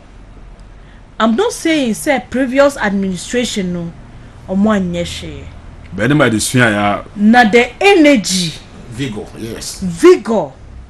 willpower. Na yedi baidie. My brother, obian lace in the boots. Na ejuma no obia be communicator. Everybody's obia be communicate. Obia be ejuma no. Some okay man microphobia and call pepper someone no be no more. Because NDC 418 win some okay in there. Why and you almost do scrub the challenge we have had, like adding to my colleague deputy. You see, Nyema Papa ya yeni nyinano. It's about time we need to penetrate our message to the base of the party, grassroots. It will be in director, Mr. Richard Ahiaba, any as deputies. Yen share ya hodo edi begu afọ. One of them you need too much. This time no yen communication no. The buy on bottom up approach. All right. It will MPP ni na say over the period now or consensus or communication na ahode ewo ne ahokeka na ebia cover, and I know say with the support for availability of information, your information available. If you are monitoring Facebook and other social media handles here, within 2 weeks, who say on daily basis, you see records, you see figures, you see information there. Okay, Rabbi Yadasi, awa. Yes, the MD in is Aisha one. Aisha one. I want to know of Fentiminda. I know what Sir, former President Mahama Siwa deport to 5,000. Granted, so deport to 5,000. Inti yachi Aisha one deport in the Ayabonio. You see, that is a hypocrisy. You see, you're committed to prosecute Aisha one. Now no mekai say, you buy you name Aisha one the operations in Ashanti region. Omaye pamo enokunsia as regional security couple in Ashanti region because we are watching the excavators. Former President Mahama emane returning excavators ne mano emane fire in 2016. You buy just 4 months into government nature no. In May 9th May 2017 so we are on committed to arresting kwakuba ko say owo videos nkrofo ni na keka ho NDC for now on videos because in 4 months pepe na ochi omo. So if she has connection in government, so connection in government, she had connection in the NDC government omo for anunko police station kurada. She operated from 2010 up to 20 and again Adiaba kwa was say yesan ekai ni say in 2018 and 17 ye buy na first na ni say omo a former President Mahama time omo deport omo ko nyina omo san buy because o deport omo na ye visa on arrival it o kwa obitima san ba it emaye twemu e buy in 2017 ye chi Aisha ho wie ye no ene hu say Chinese for na omo ebia ya san chi omo no ebi so ekoe na omo san ba. So ye chasa visa on arrival ni ifri ho ema asese ni Chinese ni no oba je se okoje visa enunti na ama okofa Togo a odi ebewrem de am den se president se ekwan bia so ebetimi ka ade ba ko se enei kura no ye che no obi anti o ɛnyɛ media ɛna te ɛnyɛ obi na te yo yɛde ne call court court remadi na ansa na obi ɛte aka yɛmpɛsɛ yɛbɛ prosecute na ɛnyɛ ne sɛ anka ɛkyi na ya sa adeport no sɛ anka ɛkyi na obi anim yɛkyi no obi ante 2 days ɛna de ne call court no ɛna media kote sɛ yɛkyi no kora agya no eti anka yɛpɛsɛ yɛgya na anka ɛnyɛ no ane sɛ yɛbɛsa de no akɔ ne kurom system ne yɛ adwuma but this one deɛ megyere sɛ ɛwɔ sɛ attorney general because ɔno akora sɛ the case dada no yɛnsan family no media aba because when yɛkɔkye no no ɔgana ɛna yɛakye no yɛnkɔkye no galamsey site ɛkɔkye no ne fie eti sɛ all cases in the nyinaa bɛka ho na prosecute na megyere sɛ ɛbɛtumi aboa yɛn we trust this attorney general sɛ ɔbɛtumi ayɛ adwuma sɛ ne bɛyɛ a ɛbɛtumi aboa yɛn nanso me deɛ me feel say Aisha Juan no obi bia oni video bia on famra se ne me nua pani sabo kan e kwan bia so obi ne obi beda eti eno no enye news say bia oni obi adante yetimi fa no ekotu eno no e kwan bia so se emra no echi no na e wo se o yede no ekotu mu a se 1 year kra me initial na me wo the view say yechi na empam no na embane no mane muram but se wano akofa kire be wuramu dia ena o say de no kotum because uchi nipa ni wie na se o de ne fa mrakwan so na no kotun sawoma ba na aduane anopa wie anwumre sa for like 2 years na wasan deport no eti osabo kaka ho enu nti na ma fa so ane ye de no koy